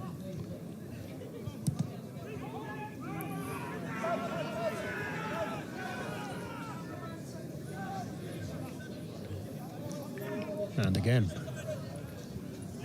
This one higher. Good air. There's a chase. He's on his own, though. Oh, Griffiths. What a take there from Griffiths. Great skills by Johan Griffiths, absolutely. We've seen his pace, and we're seeing his handling as well. Jack O'Regan running well. That's lovely from O'Regan. Just finding a bit of space there in scrum half.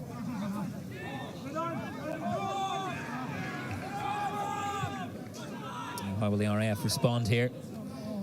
Approaching the opposition 22.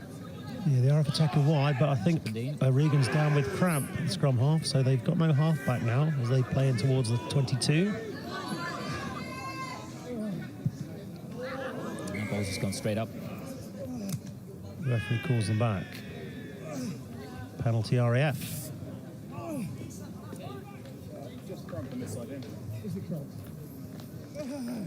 Yeah, a bit of kick tennis there. Some good skills by both sides. Strong left boot by Freddie Elliott, but he was the only man chasing, and his opposing winger, Johan Griffiths, was an excellent kick back and collect. Really got the RAF onto the front foot. So I think they'll be able to push this deep into the 22. The RAF's turn to exert a bit of line-out pressure now. Can they get a score back? Well, it's been great to watch, and the tempo has certainly increased in the second half. Yeah, a little bit more lively, isn't it? A little bit more, I wouldn't say frantic, but there's much more tempo, you're right, to the game. Regan's still getting a trench, and looks like he's got cramp to his right calf. And that forced a change from the RAF bench. I think we've seen number 20 come on. That's Ross Taylor, the RAF, in the back row, on probably for Matt Pond a couple of minutes ago. Facebook's favourite, isn't it, Ross Sinclair, sorry? Yes. Yes, keep the comments coming on Facebook and YouTube. Our colleague John Nyson need to get the calculator out to work out who might end up as champions. As it stands, Army have it at 1 point, and things can change very quickly. I'm sure John will have his socks and shoes off trying to count up, won't he, at home? John will have a bank of calculators. Great drive, great line-out drive. From the RAF. Have they got there? They have. Fantastic response from the Royal Air Force. Heading back immediately with that try. Great work from the forwards. Excellent driving line-out drills there from the RAF pack. They'll be very pleased. Decent line-out set. And march the Navy pack back over their line. Sorry, John, you've got more work to do, I'm afraid, on the old calculator.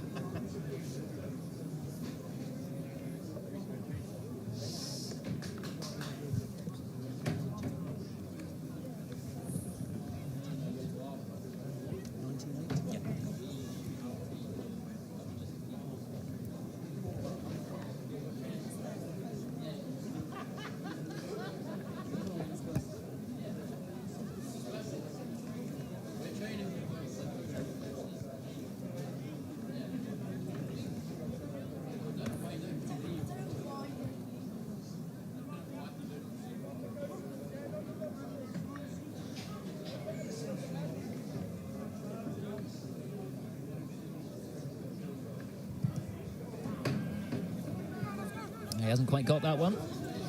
The score stays at 19 points to 8. RAF leading the reigning champions.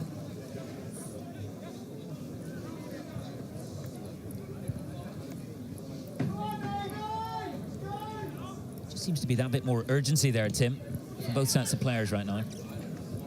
Yeah, absolutely. It's not quite gone where he would have hoped. Yeah, time's not quite running out yet. We've still got a good 25 minutes left at least. Both teams still got time, but I'm sure the RAF are going to be more comfortable now, as are potentially the Army. The Navy really trying to exert some pressure now to get back into the game. They need to bounce back quickly. Got to score twice. RAF skipper Tommy Quainton will be happy to have a bit more of a cushion again after that Royal Navy score.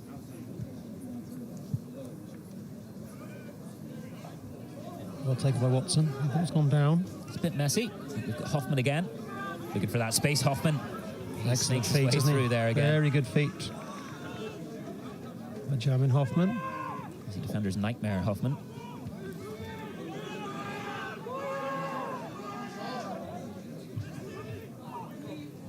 Good work by Aaron Duffield through the middle there.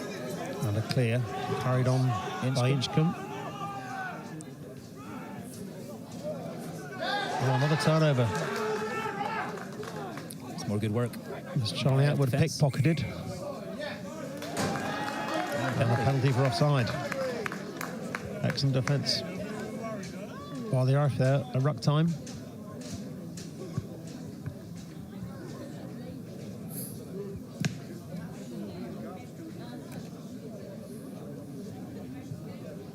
I sense the Navy struggling for a little bit of composure here. They'll be frustrated. They'll be a little bit disappointed, I think, in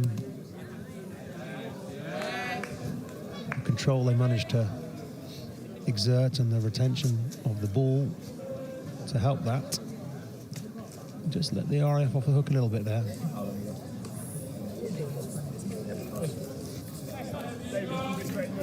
Okay, sir. Edge of the line, yeah. My ball, my ball. Peacock with the throw. Oh, that's gone long. Gathered in there with Tom Bold.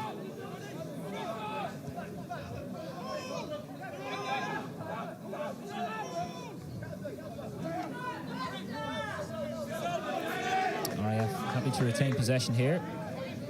Move through the phases. Regan, oh, that's spilled. It's gone backwards though. Well carried by Dylan Martin. The RAF loose head. Regan, the box kick. And into that Basingstoke night sky. And that's a very good chase there. Very good kick and chase there by Prescott, just forcing the Navy into touch. The RAF just, you can see them building confidence here, just standing a bit taller, breathing their chest out a bit more. And the Navy under a little bit of pressure, I think, with 20 or so minutes to go. RAF leading here, 19 points to the Navy's 8. And just under an hour played.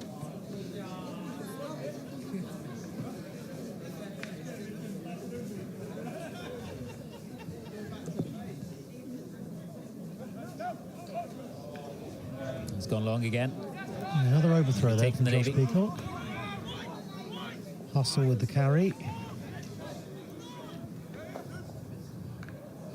Ball's gone nowhere, really. Chip over the top, just finds O'Regan. And Peacock. Good feet for a hooker, Peacock.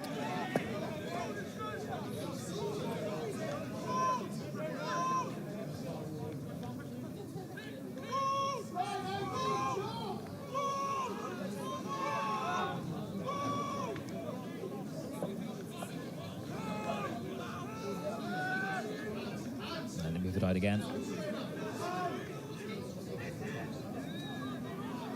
Prescott. More phases for the RAF.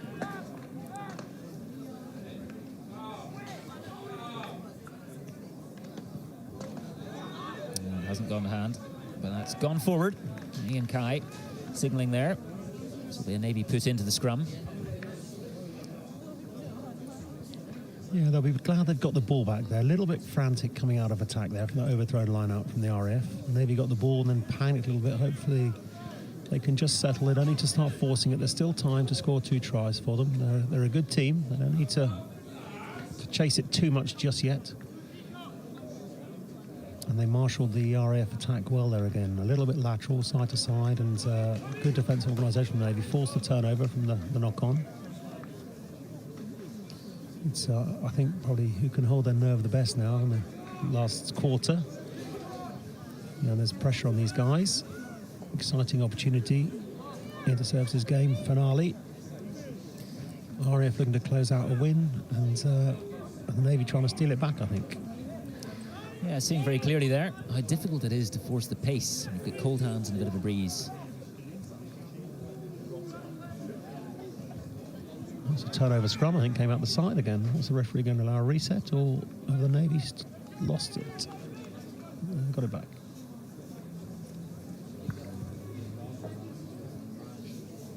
Looks like it just came out the tunnel, so a reset scrum. Navy keep the ball. Well, and what we've seen tonight, and indeed what we've seen through the tournament, the future of Forces Rugby Union looks very bright. And hopefully a little bit warmer. Sunnier anyway. Yeah, what are the Navy going to do now? They've got a decent short side to carry off the back. They can kick downtown. Bit of field space. Good scrum pressure, and they've won the penalty. Even better. They must make touch.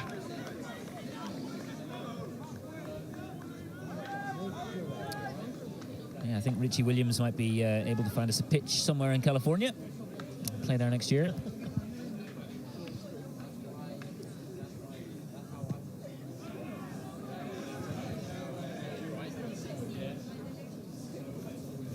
But no, they've put on a show here in Basingstoke. Good support here at the ground. Wonderful event. Yeah, good turn up for a chilly night. Good lights. I'm sure the boys are enjoying playing on the surface, considering the weather we've had too.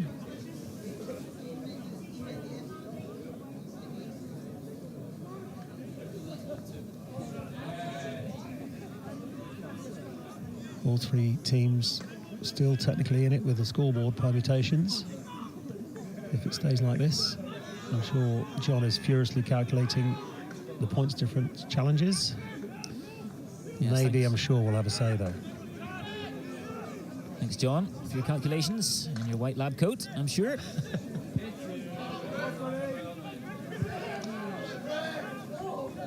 It's got all sorts of potions bubbling away in the background as well, I think. So Navy 22 on the pitch now. Harry Saunders try scoring. O'Regan again. Winner at Burnaby Road 2 weeks ago against the Army. He's now back into the fray, into the Navy back line. O'Regan. O'Regan up the shore side, gets away to Prescott. What can Prescott do here? Releases Griffiths. O'Regan's taken it. Loose pass, but his scrum half helped him out. O'Regan picked it up.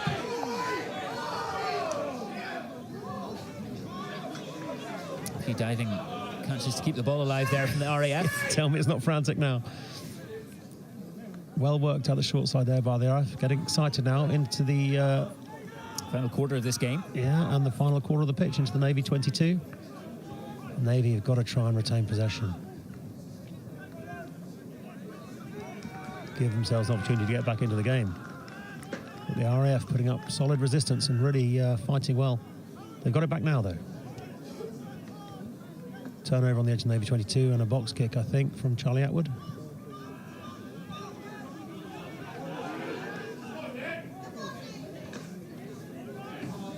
Prescott tracking back.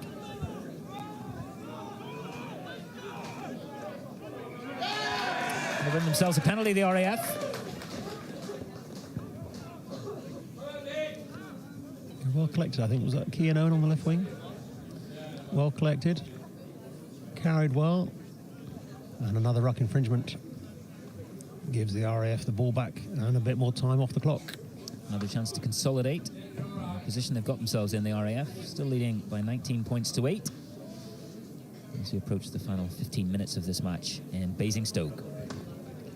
Yeah, and I think that that clock is going to just add to a little bit of frustration over the Navy. You can sense there.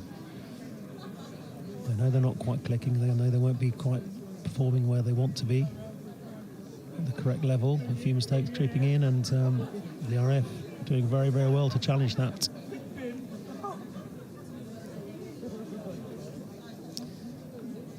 Well, people of all ages here and their pets as well.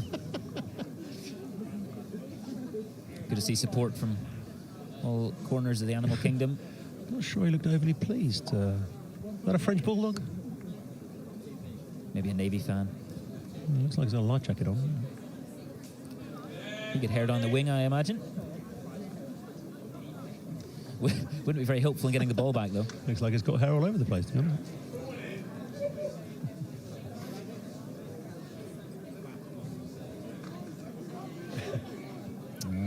penalty.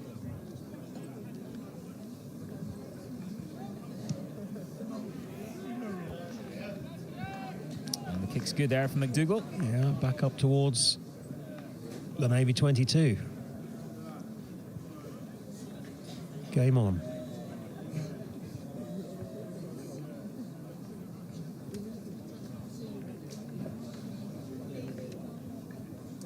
What can the RAF do here?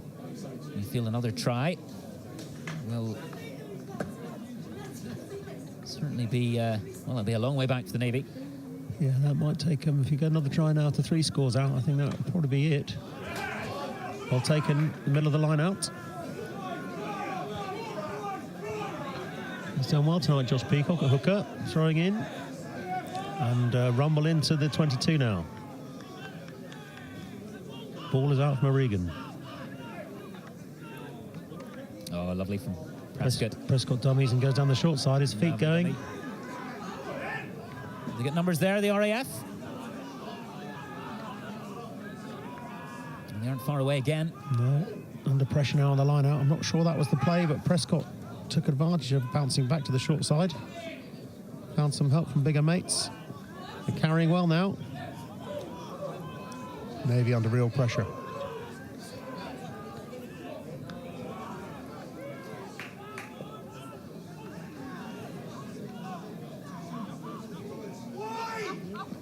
And the ship it wide, the RAF.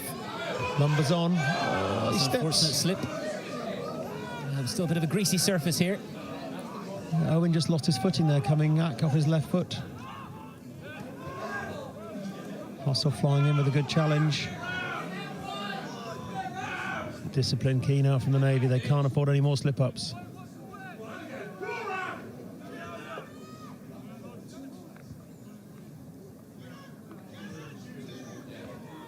Watson with a scrag.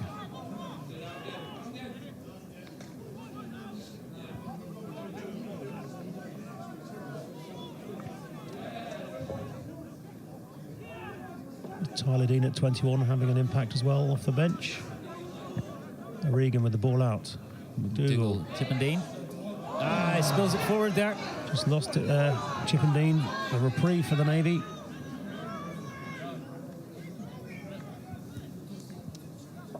The referee calls them back for the knock-on. Scrum down to the Navy, a chance to relieve some pressure from their line. Good defensive set. The RAF really putting some good passages of play there, creating a lot of stress on that Navy defence.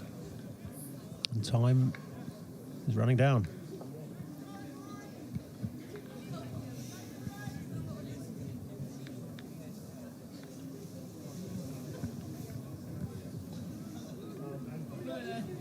Maybe caught on out to go with a stoppage or two. Still time. Still time. You feel they need to score soon and give themselves as much time as possible. Get another try. RAF exerting pressure up the field. Trying to run out again through Hoffman, but he's very, very well marshalled there. It's good from O'Regan. RAF with their tails up, trying to keep them down, not allowing an easy exit. The Navy wanting to try and play a bit.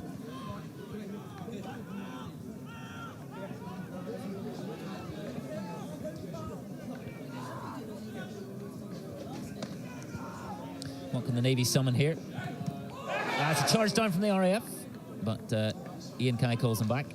Yeah, he stepped offside, trying to chase that charge down from Charlie Atwood's attempted box. They've won the penalty, though. We need a good clearance. And they'll want to try and just march down the pitch again. The Royal Navy just really struggling for field position here. Inability to create that pressure onto the RAF defence, who are really fighting hard. Keeping them penned in and starting to frustrate the Navy.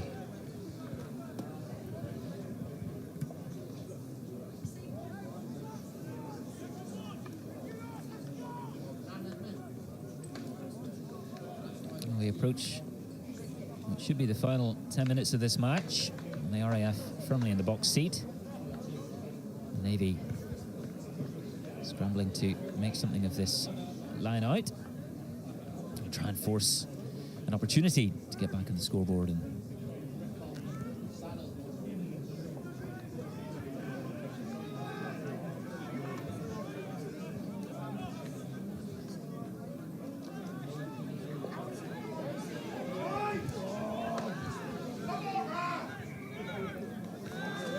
a penalty again for the Navy. Yes, they tidied that up well, the line out. Drove them back. Bit of a squeeze on and forced another penalty there against the RAF for coming in at the side of that maul. Gives Jack Davis another chance to clear.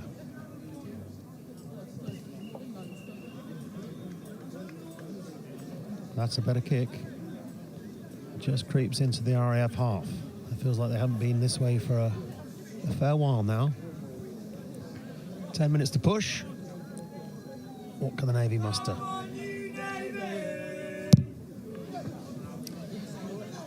Supporters trying to G them on anyway.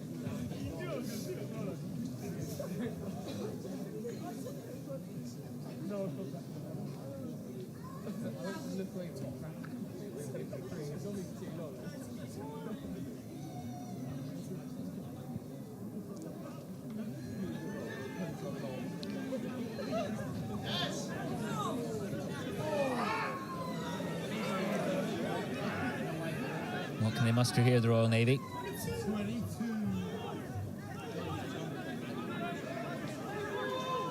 Yeah, the pass just checked the Navy backs as they came through there. Harry Johnson regained some impetus with a good cutback. And a chance to play finally. Jack Davis there. 25 yards out now. The Navy just got to try and control the ball, retain possession, and squeeze the RAF to that score. Out the back to Hoffman. He steps, fends, links up onto the right-hand side. It's Harry Saunders. Harry Saunders. We know he knows the way to the try line, but he stopped.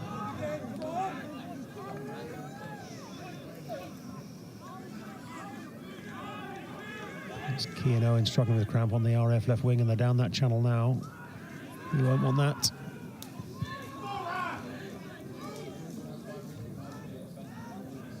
The Navy forwards carry again. Should be their best passage of play this half in terms of phase play for the Navy. Down to the short side again. Good offload. Is he through?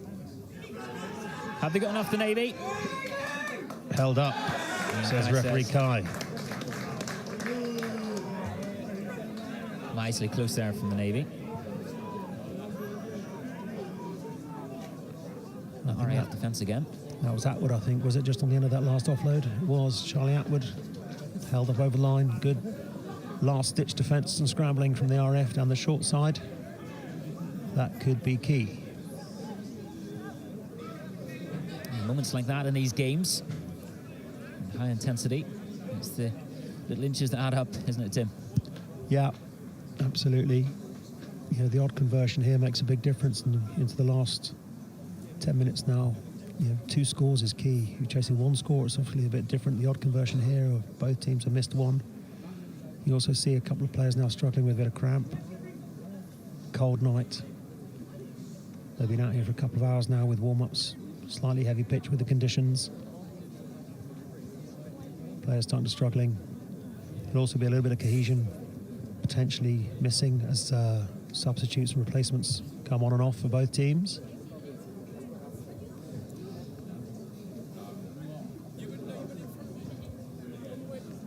But a good response there from the Navy. As we said, the first chance they'd really got into the RAF half for a while now. They put a good few phases together and caused some real problems down that right-hand side. Whatever the result this evening, we've been treated to a wonderful game of running rugby here in Basingstoke. Both sides really putting their all into this. Final match of this year's Inter-Services Under-23s. Yeah, it's been an excellent demonstration from these young servicemen. A lot of effort goes into getting to this stage. Physical, mental, personal, domestic, from their chains of command and support elements, back at their home bases and their jobs and ships and stations. I'm sure they'll all be looking forward to next season's competition or a step up to a development squad or a senior squad as well. It's been a good demonstration of skill and endeavour from these guys tonight. Good on that short side again. Nice line-out move, yeah, back into the 5-yard channel. So the RAF have taken it though.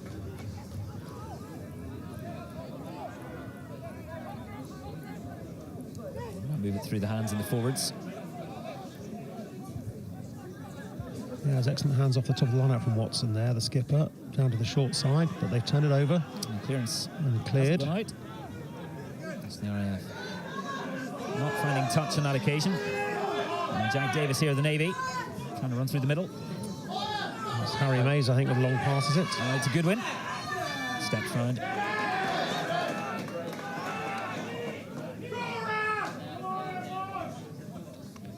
Atwood again up to Charlie Kerr. The big man hitting in the middle nicely. Mays, Hoffman.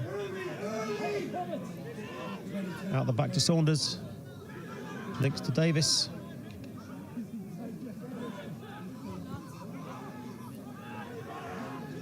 Navy, aren't they really chasing the saw? Davis has been busy the last few moments. Mays with the half break, but he can't offload. The RAF turn that over. Yet another turnover here for the Royal Air Force. They've kept it. Nope. They've kept it. Navy still have it. Hoppin feeds Hustle. The big man's on the hoof. Here. Free ball to the Navy. That's Freddie Elliott. Hey, he's through, Freddie Elliott. Try time. Try for the Navy. And a timely one at that. Well, he missed out earlier on that left-hand side, Freddie Elliott. In the corner, but not this time. Yeah, Hoffman like a dustpan there, tidying up, and a great injection from Hustle. That's the best name for a back rower, isn't it? AJ Hustle. Love the sound of him. Yes, that's what you expect from a back row, isn't it? Yeah, great carry, and Elliott stepped in and scored it. Took the try very well. The stocky left winger. Plenty of hustle and muscle in that pack. Oh. Can they rustle up a conversion? Better stop this before we keep going. I don't know any other than that. Bustles. Bustle. Ah, bustling, yeah. So Joe Davis attempting the two-pointer. Right boot of his.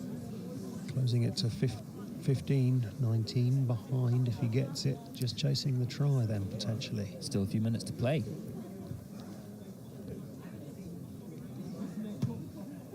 He's dragged it. He's pulled that one.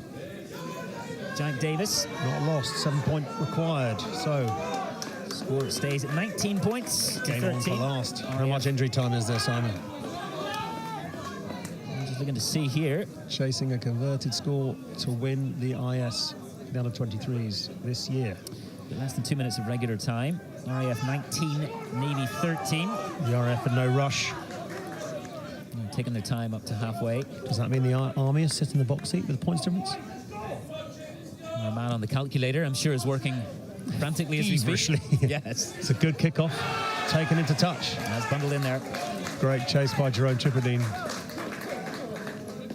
Nothing Charlie Kerr could do about that, having gathered the kickoff. The RAF trying to squeeze some time out of the game now.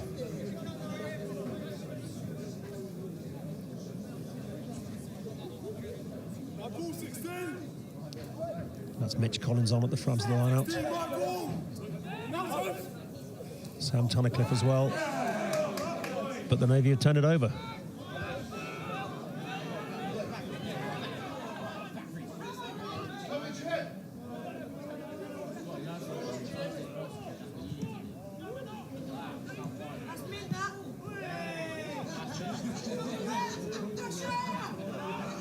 And the Navy are quick up in pursuit of that kick. We got it. Johan Griffiths has switched to fullback now with Chipperdine onto the right wing, but they've managed to collect it.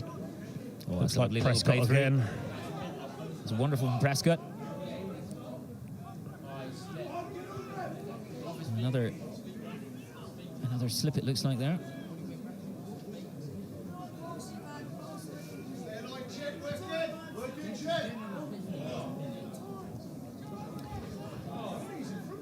it stands, the Army, according to our calculations, are back in the top position with a points difference of +5. The RAF back to +4.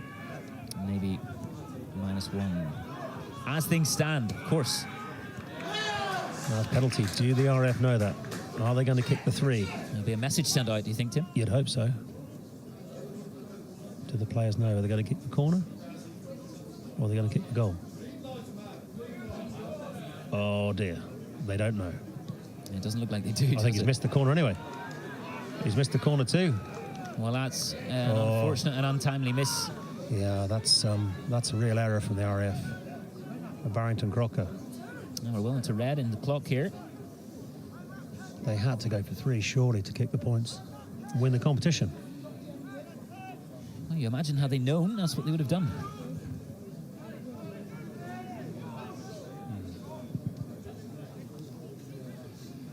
Error compounded, a coach killer there by missing the corner as well to set up the attacking penalty line-out, and missing that gives a chance for the Navy to win a scrummage. They've got to go the length to score 7. It's not just the cold keeping us on the edge of the seats here, isn't it? What a great finish. Fantastic game. Yeah, we've really had a delightful finish in Basingstoke. And still more to come, Tim. Oh, good carry. A wonderful carry. Not held, so he's got up again. Atwood there. And free ball. The Navy turning the screw. Pressure on the cross kick, but Elliott's got it back. Here goes Elliott. He's chip and chased. He's put a little chip through Elliott. Herring after it there. The referee going to call them back. He is. No advantage. Takes them back. Penalty to the Navy. 60 metres away from the RAF line. They have to cross. Further, 70 metres now. Assistant referee Matt Ray just giving referee Kai the position of where that fence was at the ruck. A high tackle, I think. Well, amazing. Still all to play for here at the end of this game. It's a strike by Jack Davis. It's being kept in. It's gone back. It's been kept in. Another crucial mistouch. But the kick's gone back again. This is end-to-end stuff now. Yeah, it really is. Harry Saunders. Both teams with their tails up. Saunders, what can he do through the middle? Yeah, the RAF just trying to kill the ball now. Atwood. And extinguish this threat. Out to Davis. Jack Davis carries, tackled by Prescott. He's got to roll away. There's the ball. Atwood's got it. Atwood to Charlie Kerr. Kerr spilled it there. Josh Turner in support, but the ball's being turned over.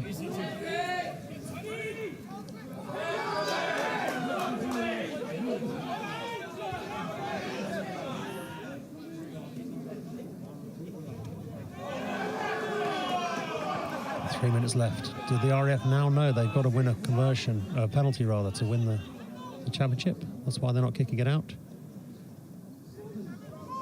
They'll be kicking themselves if they don't generate that position, having turned down the opportunity to kick for 3 earlier. He's kicked it out. Straight out, line out back. How long left on the clock? Well, we play on. Giving up field position. Navy will not mind that at all. 40 metres out. You sense they've got a play left. Can they get themselves back into this game and to the top of the ladder for this year's IS? Watson with the challenge at the front. The captain wins the line-out, I think, but the Navy are going backwards. You can hold their nerve here. You mentioned that word composure earlier on. Both sides have to keep their heads. And you'd hope aware of what they need to do. The Navy want it back again. Oh, That's our man Hustle again, isn't it? Hustle through the middle. He's coming to the fore right at the key moments of this game for Not the going Navy. to attempt more poetry this time, are we? Shipped out wide to Elliott. Elliott, the try scorer. Trying to burn some gas down the well marshalled by Chippendine. And that's the turnover. Just lost again. Navy blue knock on, game over. And that's the game. So the RAF win here in Basingstoke, 19 points to the defending champions, the Navy's 13.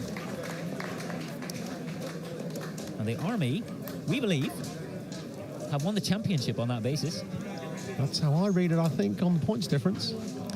How much do you think the RAF might rue that opportunity to kick for goal? Yeah, it'd be an interesting one to follow up with the skipper or the coaching staff afterwards. You'd think it'd be an option. It wasn't a given 3 points by any means, but what a great 3 games. I guess that shows the strength of the under-23s competition this year. 3 very, very close games. 3 games that could have gone either way, I think, across the board. Both last week at Aldershot and 2 weeks ago at Burnaby Road. 3 great games of rugby. Exciting rugby, and of course, as we work out the permutations of the points tonight, you've been fairly impressed, Tim. Yeah, absolutely. These guys have done a really good job. Competitive, as I say, across the piece. I think the RAF really grew into that game tonight, and the Navy will probably be a little bit frustrated. They didn't really deliver as best they might. They showed glimpses, some good carries, and some good play by both teams. But I guess it also demonstrates the tight margins in these games. You know, all 3 could have gone either way. The odd error, the odd slip up, the odd missed kick can have serious consequences. So that all important game management and composure, as we spoke about, really does play, not just from the last 10 minutes, but from the first 10 minutes as well. And they'll be well aware that the eyes of senior management will be on this game. They'll have been on the previous 2 games of the competition as well, as many of these players will hope for positions in the senior teams in years to come. Yeah, absolutely. All these games will be seen. I know that Justin Coleman from the RAF is here tonight. I'm sure Dave Pascoe will have his scouts and his teams here, and indeed some of his senior players helping with the Navy coaching team. So all these youngsters will get watched. Your good coverage as well from BFBS. Streamed and screened and caught up again on YouTube. All these players will be being looked at. They got great opportunities.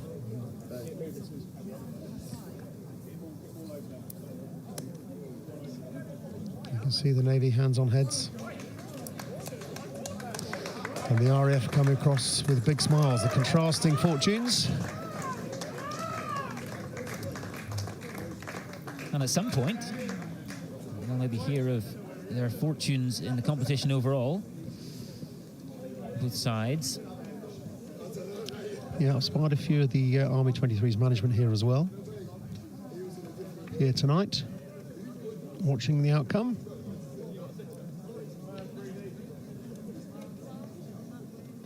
Every game has a winner and a loser, doesn't it? So, you know, that's not a surprise. And these players across the board will be able to take some real positives from their performances, and they have to obviously learn from when things don't go your way, and that's obviously the best time to learn sometimes. Learn from your mistakes.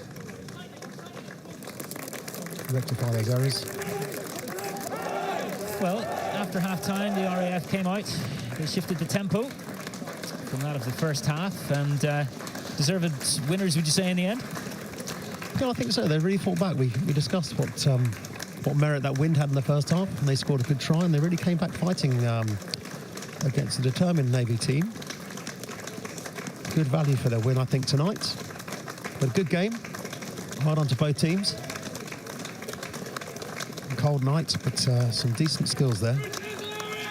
Some great spirit.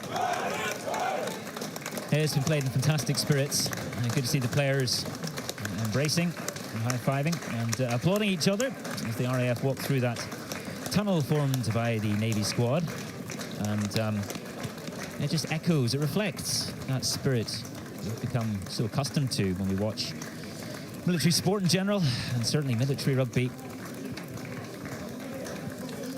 Yeah, absolutely. There's a camaraderie there. These players, I'm sure, will get to know each other again. You know, many will be back for next year's Under-23 Championship. And those that do get an opportunity and promote to the senior sides or development sides will play against these guys again for many times in their careers. And indeed, hopefully together for UCAF at the 23 or senior level as well. the start of a special journey for many of these players. Yeah, absolutely. They'll get a taste of it, what representative rugby means, the highs and the lows. And it's a really good part of these young servicemen and women's teams as part of their careers, and the benefits and the positives that sport can give you. Well, as you mentioned, we have a few, Justin Coleman, UCAF head coach, here watching along. And it's another special thing, of course, that some of these players have aspirations to be part of that UK Armed Forces overall squad. We know the special nature of single services and how much that camaraderie means to these players. But there's so many things for these players to aspire to. Yeah, absolutely. I've had the absolute pleasure of being involved with this year's RDRC and the UCAF coaching team, and indeed in Poland last month for the Remembrance fixture.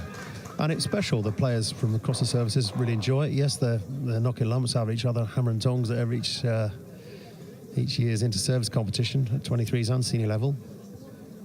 But coming together as a UCAF side as well is just enjoyable. You make some really good friendships, good memories, and it makes those clashes in your single service shirt that much more feisty as well. Plenty of bragging rights on offer for these players. Always bragging rights, yeah, certainly. Yeah. And competitive, of course, with each other, not just with the opposition. Yeah, absolutely. It drives the standards. You're looking over your shoulder, making sure that your mate, your opponent, isn't stealing a march on what you're doing and preparing for the next time you get an opportunity to play. Another special thing about watching these inter-services clashes is to see that spectrum, that range of different styles, not just individual players, but of course across the different services as well, and how much they learn from those oppositions that they take on. Yeah, we're all very similar, but also very different.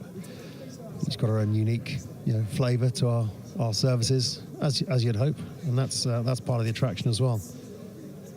It's what makes it so enjoyable when you do come together as a combined team, as a UCAF team.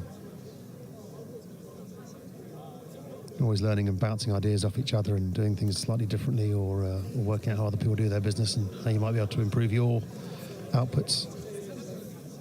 I thought it was refereed very well today as well for the team of three. We didn't have any cards, did we? No yellow cards? No. Well done to Ian Kai and his team of officials. Yeah, they ensured that discipline was there throughout. Yeah, I guess so. There were a few early penalties, weren't there, as he was managing that breakdown. And that improved, I think. I guess you have to speak to the players, but they seem to learn from what he's wanting to do. Painting a decent picture, as they say, for the referee to allow game to flow. Supported by his officials on the sideline, the assistants. A few high tackles, but nothing too bad, was there? Played in good spirits, as we say. Yeah, absolutely. And with good discipline. Yeah, we're standing by as Kath Brazier is speaking to one very happy RAF player. Tom, I know it's sort of a bit mute here after that final game, but you must be pleased with the win, even though it hasn't ended in a win in the championship. I'm so pleased. I think everyone, as you can probably see, cuts and bruises everywhere. Everyone put in a great effort. Congrats to Navy. Obviously, they put in a great half, but I think us boys, we stuck at it and we really deserved that victory there. You did, and after a sort of not 100% display against the Army last week, you've really proved your colours here. Yeah, that's what we wanted to do straight from the get-go. We knew against the Army we didn't play our best, but I think out there we definitely showed that we definitely can play, and we look forward to next year's coming out and hopefully taking the trophy for the overall competition. Do you think it's a fair competition? Someone has to win, and that's, I think, in this instance, has been the Army. But do you think it's fair that every team has won a game in the manner that they have? Yeah, I think everyone deserved the victory they got. I think everyone played the best on that day. It's just obviously turning up for both weeks in a row. I think that's the main part for all the teams here. And the nature of under-23, of course, is we'll hopefully see you all represented the senior men's side at some point. But a good representation this year from your boys. Yeah, I think it was amazing. I think a lot of lads put their hands up, pushing forward as a senior team. I know we've got a few lads aging out, so that's definitely what they're looking to do. And I have faith that I know some of them will get there in the new year. Well, congratulations. Thanks very much for a very entertaining month of rugby, and we'll see you next year. Thank you very much. Cheers. And a word as well, Tim, on the performance of the Army in this competition. Not here tonight, of course, but fantastic from them too. Yeah, Burnley Road was up and down, and I think Gareth Slade-Jones would have been a bit disappointed with that result. The Navy did well to come back and steal that game at the end there, and we discussed the disciplinary issues with the number of yellow cards that affected the Army's ability to keep 15 men on the pitch for the majority of that game. And then last week at Aldershot, 99 victors. A very similar game to today, actually. It was end to end. There was a fair few mistakes, but the Army managed to close that out into the second half again to secure that win, and ultimately looks like that was the difference, really, in just retaining a very, very tight championship this year. What's next for these players? We often think of the inter-services, the senior inter-services, of course, in the springtime. But what about these players here as we just listen for some presentations here? As the RAF are about to receive a trophy, matchday trophy. Give me a trophy. Well, we've lost the Rear Admiral. Here he comes. Here he comes, indeed. Is he? As you were. Trying to give the big shiny silver cup to Tommy Quainton, the RAF skipper. Very happy Tommy Quainton. There we go. We found one. Here's one we made earlier. Brilliant. Well done. Cheers. Thank you very much. Thank you. Rob Owen finds the correct trophy. Big smile on Tommy's face. Well done him. He's really marched his troops. They're up against the second half, and they really managed that well. Congratulations there to the Royal Air Force tonight. And plenty of smiles and cheers on those faces, Tim. Yeah, each team with a win then in this year's competition. Narrow margins. And the points difference tally has been totted up. We think has given the Army the win by a couple of points, isn't it? 4 points, perhaps? Indeed, and congratulations to each of those three teams. So much promise amongst those under-23 players. And we're just waiting. Air Trooper Percival.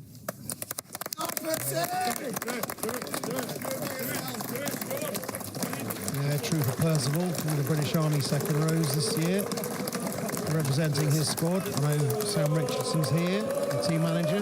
Sorry, the director of rugby, Jason Rees, the team manager. Gareth Slade-Jones, the head coach. And the skipper, George Cohen. Got a good job, really good job putting that together for the Army 23 this year. And young Percy just picking up the trophy there. Yes, Which congratulations. will come a bit of a surprise, I'm sure, at the end of a tough competition, but they'll be delighted with that. Delighted with that. Congratulations to the British Army. Congratulations this evening to the Royal Air Force for their win over the Royal Navy. And indeed, congratulations to the Royal Navy as well in this tournament this year.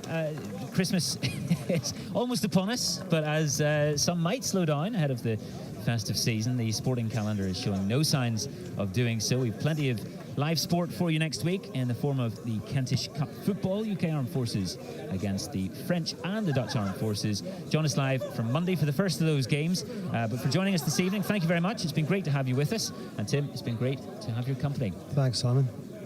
Happy Christmas, everybody. Goodbye for now.